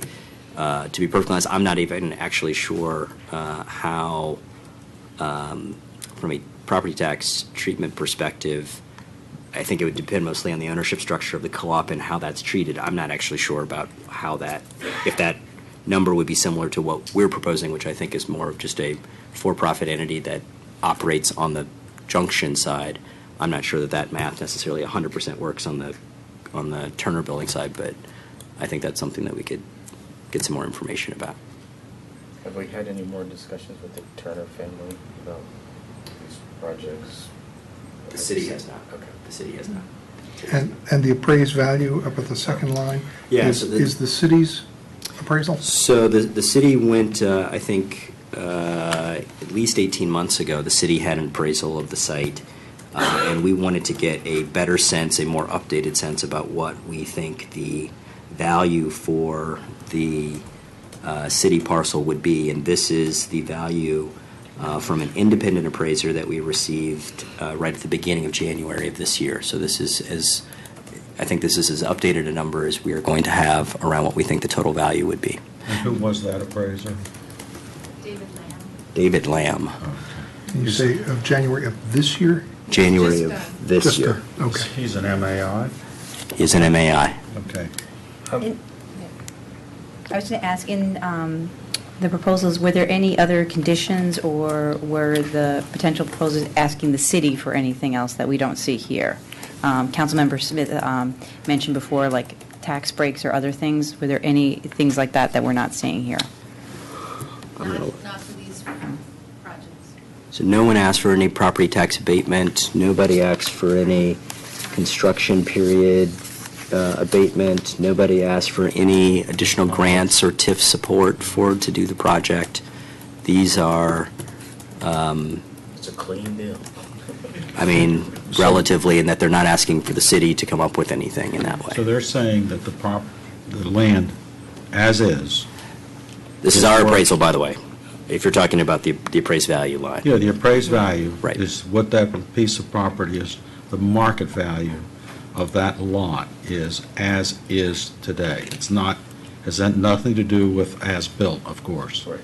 It is the land, it is assuming the current zoning on the site, and it is the highest and best value of that land, assuming the current zoning. It's the market value. The Keystar Echo Housing proposal, at least the last I looked, included the current Tacoma Auto Clinic, otherwise known as Johnny's property. That hasn't changed, right? So effectively, they'd be erasing a property off the property tax rolls and including it in a larger property. And so I would guess actually that the property tax realized from, sorry about this word, erasing the Tacoma Auto Clinic building would be higher than the building generates right now, given how small it is. So I don't know. I guess all I'm saying is that it's not completely the same as the other three. It is possible. We tried to exclude as many different contingencies around adjacent parcels as we can, just to try to make it apples and apples. But knowing that, I think ultimately we would, we have encouraged people to reach out to adjacent property owners, both on the Turner side and anywhere else. To Well, Community 3 at one point was talking about a bunch of phases where in later phases they would acquire the adjacent properties. Now, of course, what we're, I'm going to put this in quotes, what we're buying right now is only the first phase. So I just want to make sure on the point about the Keystar proposal, including the Tacoma Auto Clinic lot, that was taken into account in the numbers that you came up with for the property tax estimates? No? It was not. This So is just the city lot. Just the city lot? This is just Okay. the city lot. Okay.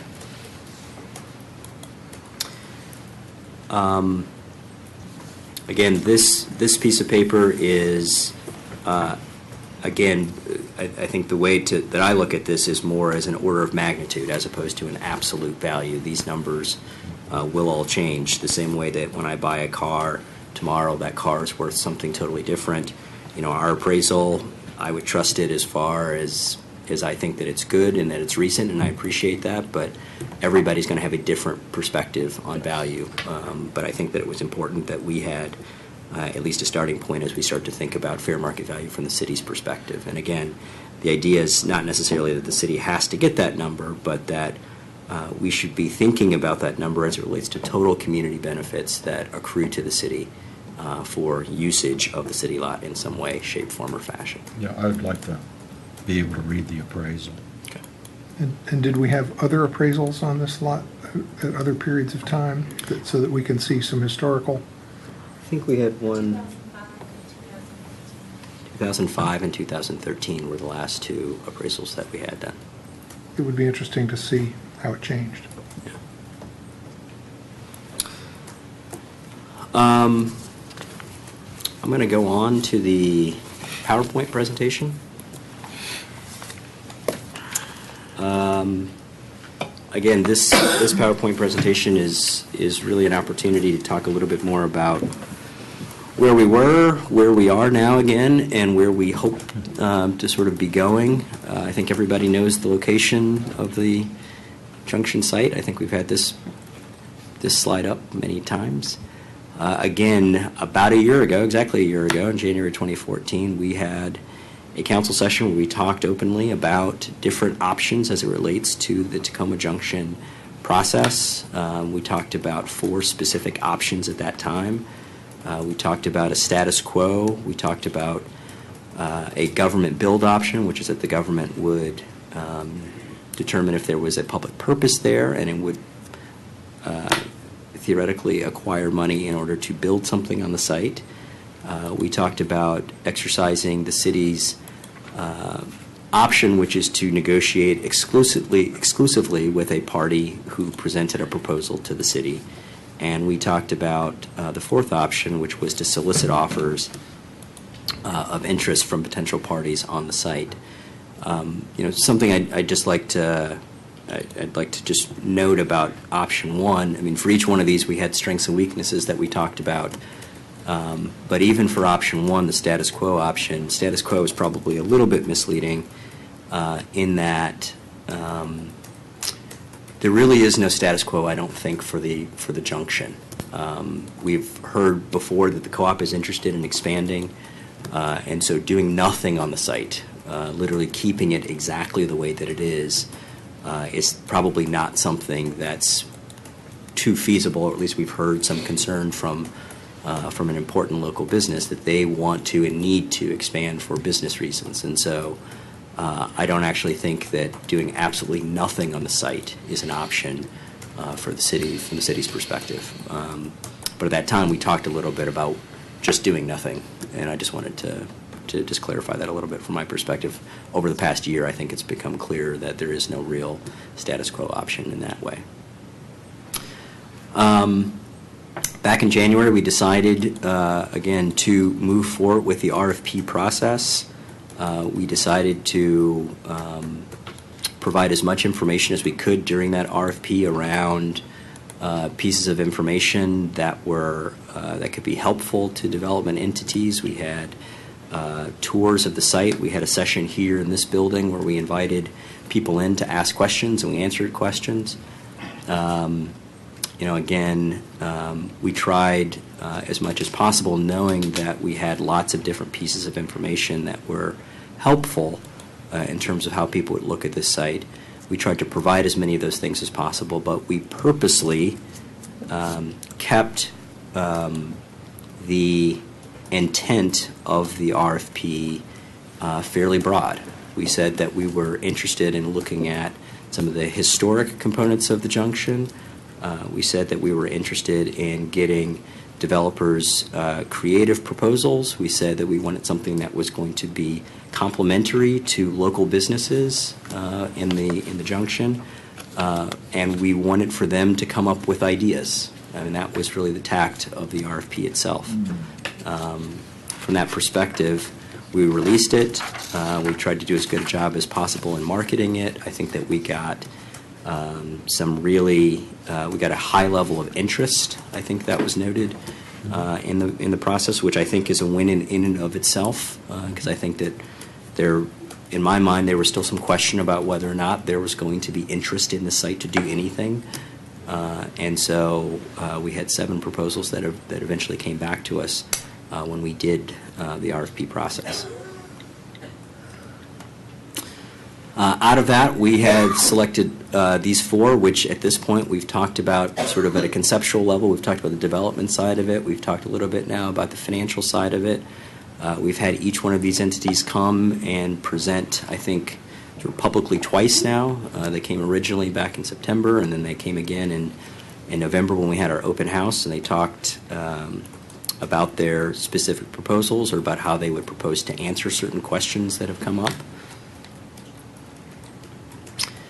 And just, again, putting the timeline back up there, I think from my perspective, the important consideration is that, I think we've, to Councilmember Schultz's earlier comment, we've tried to be, again, deliberative about this process. We have tried to have public council sessions about the different proposals. We've tried to release as much information as we really felt was possible to release about each of these proposals. We have tried opportunities to put the development entities themselves in front of the community, in front of the public, to answer questions.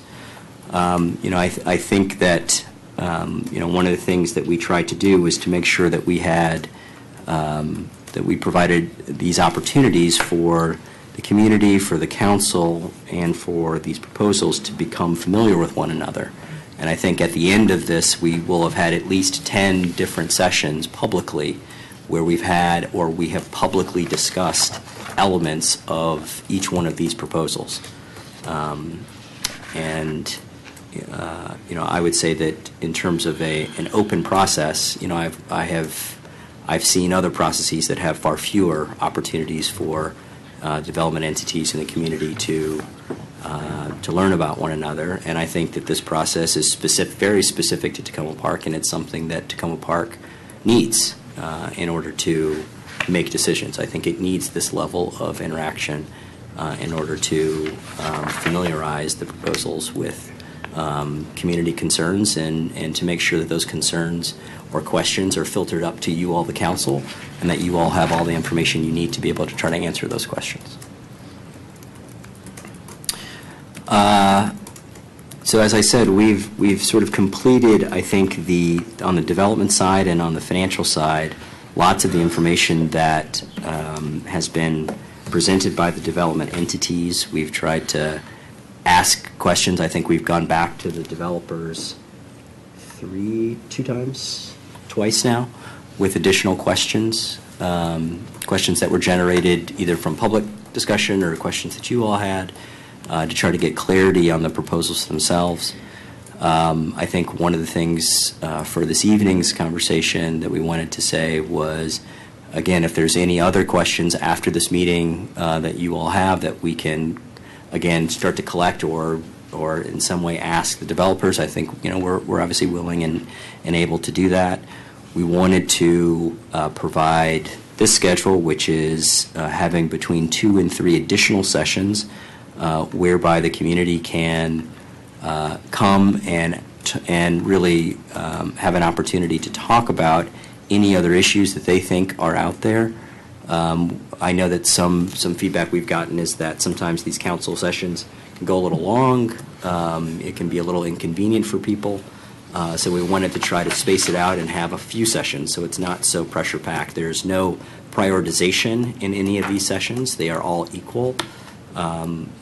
Dependent upon time, we still would like to have a time limit, 3 to 5 minutes or so for people. But I would say that if one person came to each one of these public sessions that we have had, they will have gotten somewhere in the neighborhood of 30 minutes worth of airtime to talk about these proposals. And that doesn't include any individual time that they had during the open house or any other email or any other interaction they've had individually with you all in council to talk about these issues. So we wanted to provide, perhaps in a less compacted way, an opportunity for any other community members to come out and talk about any concerns, issues, questions they have, again, to help inform you all as it relates to sort of moving into, I would say, sort of the middle of February, the end of February, where I think we will have come to a point where if there are any additional questions that you all see you want to ask, we can ask those questions.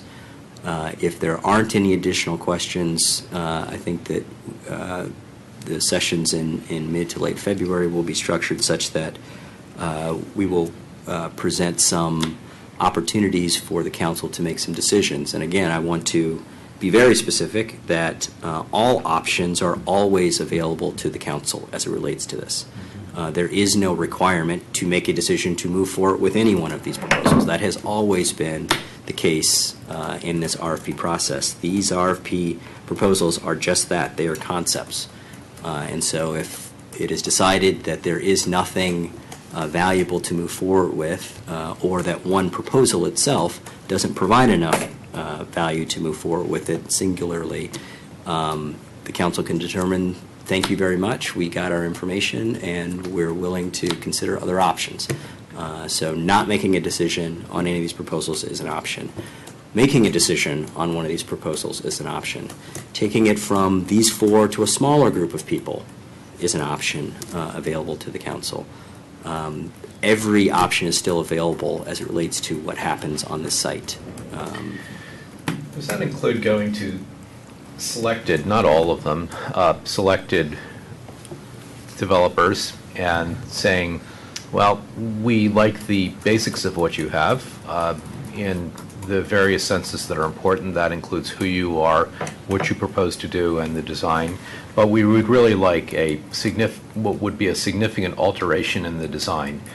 We think we can work with you on this. Would you rework your proposal to significantly alter the design in ways that we direct? Is that legitimate? And I think it depends on the what. I mean, I think it's a hard question to answer so today. it's not something you'd rule out. Let's put it that way. It's not necessarily something I'd rule out, but obviously if it was something where we said you've got to come up with 100 parking spaces on the site. Well, I'll give you exactly the opposite.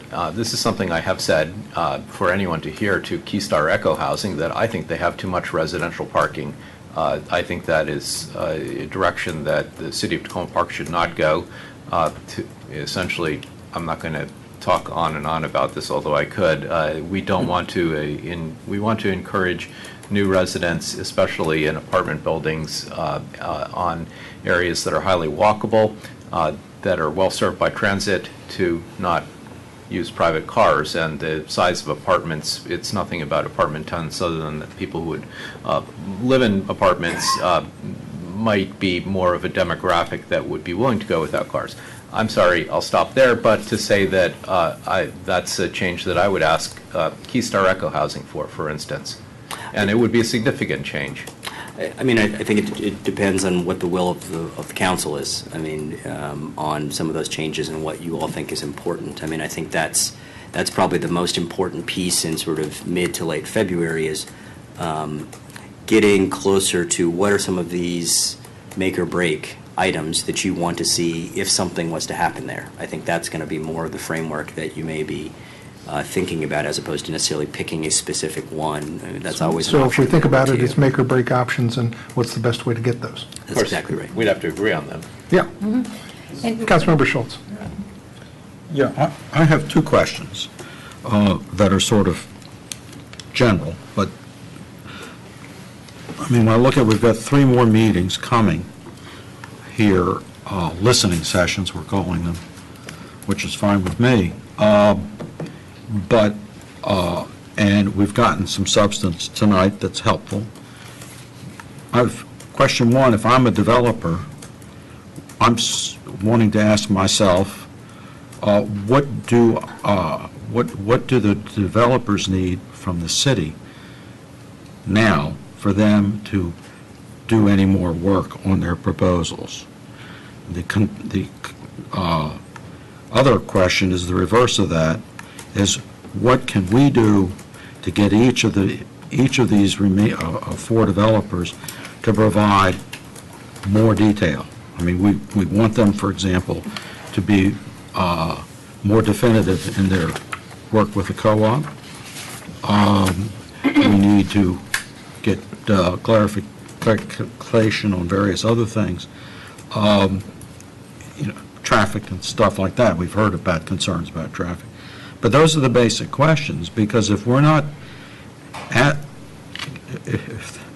telling them what we need from them, and they're not hearing from us what we need, I don't see how, when we talk on January 21st or February 3rd, we're going to know have anything more to talk about than we have tonight.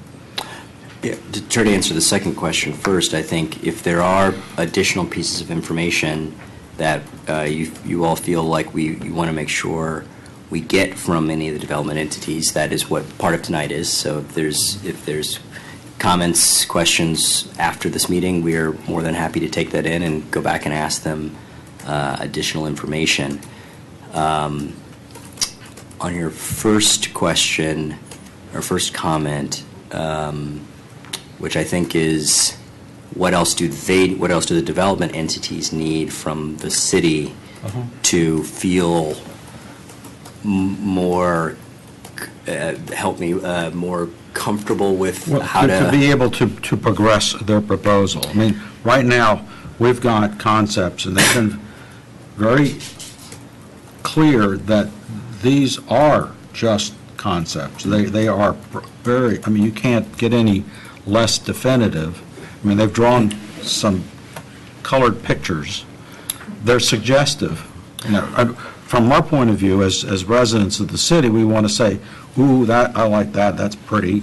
I don't like that because that's not so pretty. But that's not really what we're being asked to address.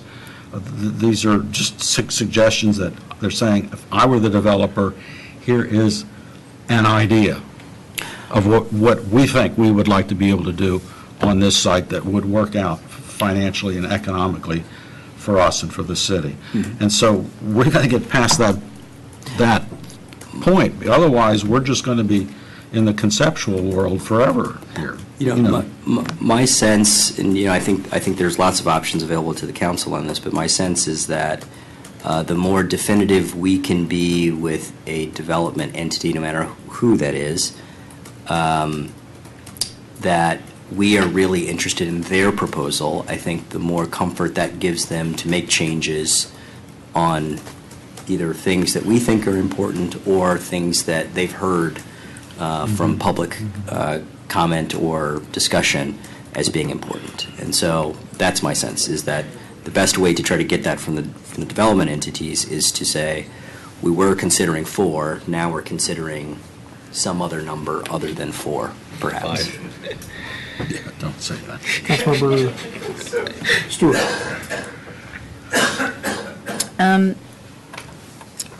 What do you started talking a little bit about the format for the listening sessions, and maybe you're still formatting and thinking about how this is going to go, but I think one of the things that sometimes can be very frustrating during our public comment period is when residents do have questions, we don't really answer them, and whether or not there is some way of, and again, I agree, time limits are important because we want everyone here to have an opportunity to speak, but being able to have answers to some questions or have some discussion, I think, is important.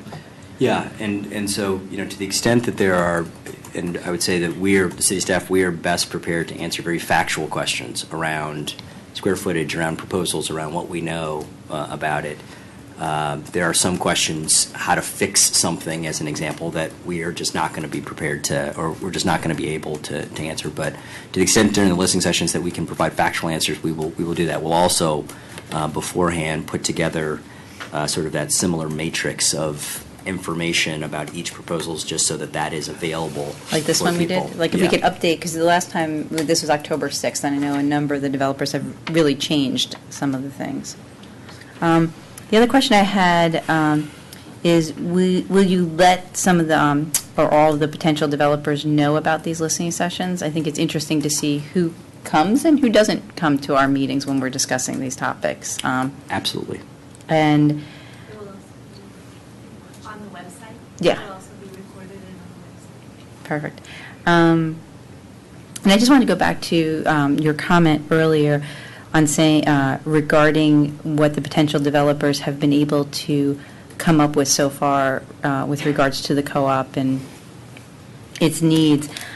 And I guess I'd be curious of ideas and ways to push them at this next little while. You're asking if there are other questions, other clarifying questions. I didn't know if you had any ideas of, are there ways of pushing them further over the next couple of weeks? I mean, I certainly think that we can tell all involved that we're now pointing towards a date. We're pointing towards a date in mid-February where the council will be in a position to start making some decisions, and it is very clear that the council's intent is to try to get as definitive as they can with regard to the co-op, and so. Again, we cannot require the co-op to respond to any development entities who reach out to them, nor can we require or mandate that development entities meet 100% of the needs of the co-op. I mean, that's got to be a cooperative discussion between those two entities. But we can certainly try to be as much of a middleman as possible to make sure that those conversations at least happen and try to encourage those two entities to work together. Councilmember Smith. Thank you. What is the probability that we could choose two developers? One to specifically, if council decides we want residential, to focus on the residential because we might feel that maybe Community 3 does a better residential product. And then maybe NDC for the commercial piece because they've had experience with Yes Market. Those finishes are something that, we as a city like. Is that a possibility? I mean, I think from the city's perspective, anything is a possibility. If it's something that the city views as a priority or something that they like, it takes double the effort, unfortunately, to negotiate that because you're talking about two different negotiations that also need to come together in some ways because you've got common areas and access and other things. But anything is possible. And with your experience with these developers, would they consider that type of proposal? I don't know. I think it depends on what each one of them is. I think it depends on how valuable they see those options individually, how much opportunity they see here, and also, the extent to which they want to do a project like that. I mean, it would be different than what I think in some ways, different than what they propose. So I think it is an option. Okay. All right. Thanks. And let me just say, while the slide is up here from the PowerPoint with the listening session schedule, that what we were trying to do was provide opportunities not in the constraints of a council meeting and not on Monday night because some people can't come on Monday nights. So we were trying to get different days of the week to give people the best opportunity to come and tell us what they think. And in my mind, I'm kind of hoping that the first two kind of cover it, and we have a sense that with that third one scheduled as tentative, that maybe we don't need that one, just because we have so many meetings scheduled in the next couple of months that we're here 2 and 3 nights a week, and so anything to cover it in the first two would be good. So as people are thinking about when they might want to come and talk to us about this, I would aim toward the first two and see if we can get it done with 2 rather than 3. What format are you planning? Really, the format's going to be an opportunity for the public to come up and at the podium. Right now, I mean, we're still playing with the format a little bit, but I think the idea might be to make sure we at least have a majority of the council for each one of the listening sessions, and we'll figure out exactly what's the best way for the council to hear. It may not necessarily be up here. It may be sort of as we had for some of our previous sessions with the council actually out in the audience as well, so they can hear the public comments in sort of a more even format. Or whether we want to have some ability to have a bit more of a conversation, as possible. Something, and whether it's a part of each one of those or whether it's, different formats for different ones, we're open. Yeah, I think that the idea is just to have between 2 and 3 additional opportunities for the community to come up and provide any additional input if they feel like they have not had that opportunity thus far. Yeah. I'm not going to wear out. I'm happy to have the community have as many opportunities as they want. But I think it's our job to move the football down the field towards the goal line. The developers can't do that. We're the activators here. We wrote an RFP on purpose that was general because we wanted at base just to find out, if we said, hey, hello, is anybody out there, that there was somebody out there, because history suggested from 10, 15 years ago that there might not be. So we've gone from that, but at a certain point we got to say to the developers, okay, these are the things in rank order of what's important. I mean, and we could say, for example, right, making sure that the co-op has 12,000 square feet, has continuity, and has access, all the access they need to loading dock is number one, and then go from there right on down and tell them that, we're going to be making a decision within 60 days, and now's your chance to go back and rework your concept plans to show us exactly how you're going to address these things in order of importance. I mean, and I'm not going to propose, I'm not saying here what is number 1, what's number 6, 10, or 12. But at some point in time, we have to give them the chance to respond to our needs, because if we're just going to sit here and have chat sessions, nothing's going to happen. They're not going to do anything because they're waiting for us. What am I? That may be part of the, that may be an outcome that comes from the listening sessions, is having the council point towards that February date with, and we've heard, here's what we think our rank order is for the must-haves, and then giving people an opportunity to respond to it. Okay, but my feeling is that we need to start moving that direction from this point forward, so that we have something substantive for residents to react to. And if they want to say, no, we think this should be much more important than that, then fine, but we got some sense of where we're moving forward. And I think as we move forward, things will become clearer for everybody. And let me just add to that point that I think that I'll speak for me personally, that I haven't had to be a part of a process like this with commercial development before. And so I wanted to make sure that we got as much information as we could to understand how this process works, how this process might work the best for us. And so up to this point, I always felt like, we needed to get through tonight's discussion to understand some of the financial implications, and that for people who were saying, well, you've reached a point where you can knock people out of the process or whatever it is. I didn't feel like I had enough information and enough understanding to do that. Now I feel like we've gotten various pieces of information. Now we can start to have the conversations about winnowing down, changing, whatever it is that we feel makes the most sense. And as we need more information, we do that. But I feel like until now, we haven't been at a point where we could do that. Well, I think I would also say, I feel like, I know we've had a lot of discussions about this, and residents talk to us, but I feel like we're pretty close to, Fred, to that list that you're talking about. I think if we go back and we think about what residents have come and said to not just tonight, but prior nights, of what is important to them and what they want to prioritize, I feel like it's the same 4 or 5 things that come up over and over again. It does go back to the Tacoma Junction Task Force report, but I feel like we're hearing the same themes over and over again. And I think even when the staff did the excellent job of combining all the questions that residents had from the first open house, we saw these major themes coming up over and over again. I don't think we know the order of them, but I think we do have a handle and sense of that, and I'm hoping as we move forward with these listening sessions, as the city manager has said, all options are on the table. They've been since day one.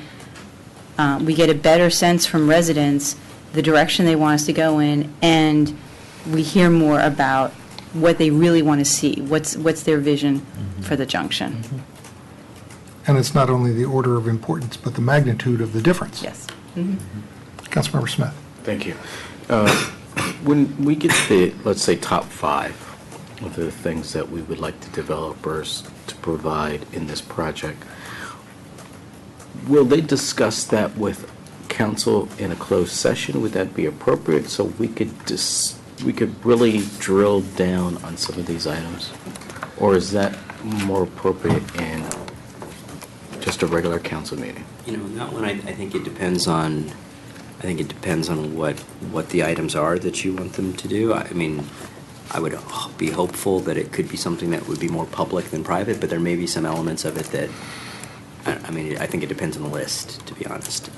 Because I just feel like we have, as a council, had an opportunity to talk to the developers one-on-one and say, this is what we need you to do. Are you guys going to do it? Rather than maneuvering through staff. That is an option that is available to the council. If you want to take that, you can do that. Thank you. Councilmember Grimes. I have a comment on this idea of coming up with a top 5, top whatever it is, which is someone said this, don't remember which of you, that there are certain fundamental differences among from one proposal to another. I'm going to be very blunt. The Ability Project,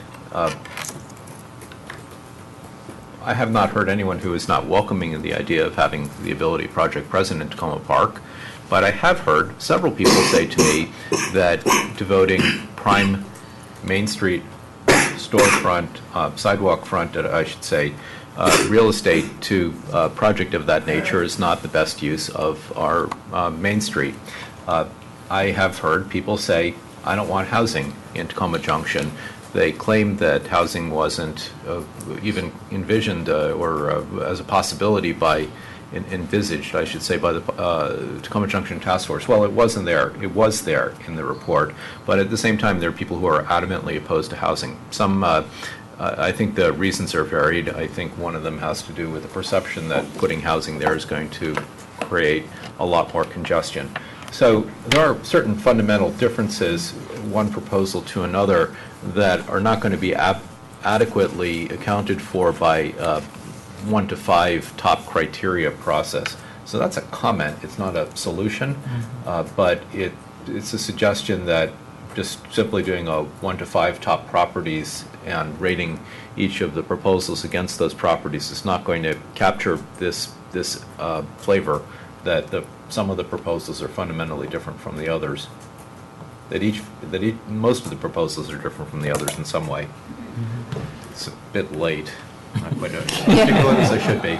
But I think, I'm sorry, if I understood what Councilmember Schultz was saying before, it wasn't to take the proposals as now and use that criteria, but it was to get a sense of, what are our top, we're making up the number of top criteria, and going back to the developers, whether all of them, a subset of them, and saying, okay, now that we've been through this process, here are the top 5, 6 things. How do you respond to that? And some of them may say, gee, you don't have housing here. That's integral to our thing. We're out. Right. Right. Well, that's right. But what I'm suggesting is there's a community discussion that hasn't been had here, which is, do we want housing in Tacoma Junction of the number of units that is in the co-housing? For some reason, and it's still unfathomable to me, the Ability Project removed the housing from their proposal between what they submitted back in June or whatever it was and October. But in any case, do we want housing in Tacoma Junction? Do we want the Ability Project a space of that nature on our Main Street? These are fundamental questions that we haven't decided, that I think we could. Mm-hmm. Yeah, and it requires a frank discussion. I mean, who wants to tell I'm just representing a potential point of view here. Who wants to tell the Ability Project, you're not welcome here, meaning on that specific location? That's not a pleasant idea. It's not, but I want to be clear that this is the city's parcel. I mean, this is the city's parcel, and you all have 100% control over what happens there, and you should feel very comfortable saying what you want and what you don't want. So it should be well-rooted in community opinion. Exactly but right. We haven't had the focused discussion about particular values. I mean, I'm hopeful that over the last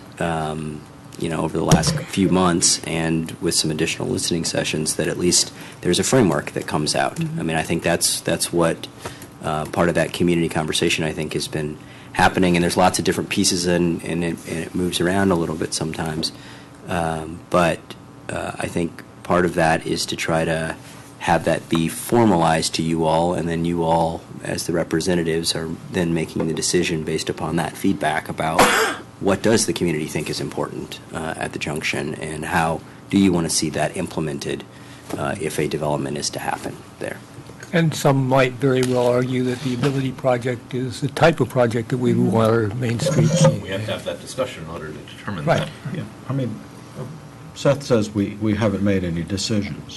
And that's absolutely correct, because our decision has been not to make any decisions. It's been because you basically have asked us not to make any decisions, because a few months ago, the residents were terrified that we'd already made up our mind, and we had a cabal back here. We were all that, we'd already made our bets on certain horses in the race, which wasn't the case. But at some point, it's our responsibility. We have to make decisions, and we just need to do it in a transparent, open way that's as responsive as possible. But obviously, no matter what decision I make, there's going to be a certain number of people in Tacoma Park who are going to be disgusted with me, and I'm just one vote. And that's what you get paid the big bucks for. That's what I get paid the big bucks for. And let me just say... I'm going to ask for a raise. You can ask. You will get it. Let me just also say, for those people in the room who are sitting here thinking, but they're not talking about the co-op.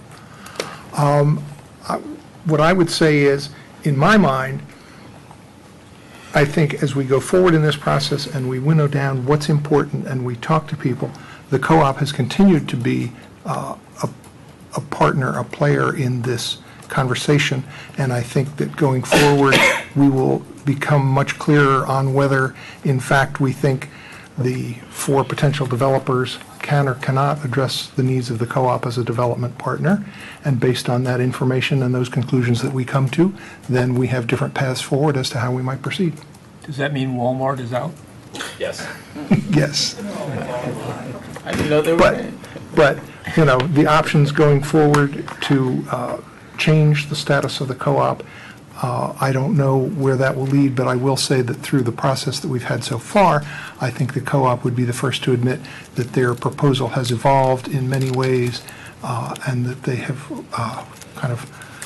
I'll say, learned a lot from this process, and that the information that they have continued to provide to us has continued to change, and that's all to the good, and it makes, in the end, it can help us make our process easier, and I think it can help them identify and understand their needs in this process going forward as well. Anything else? We're adjourned. Love it.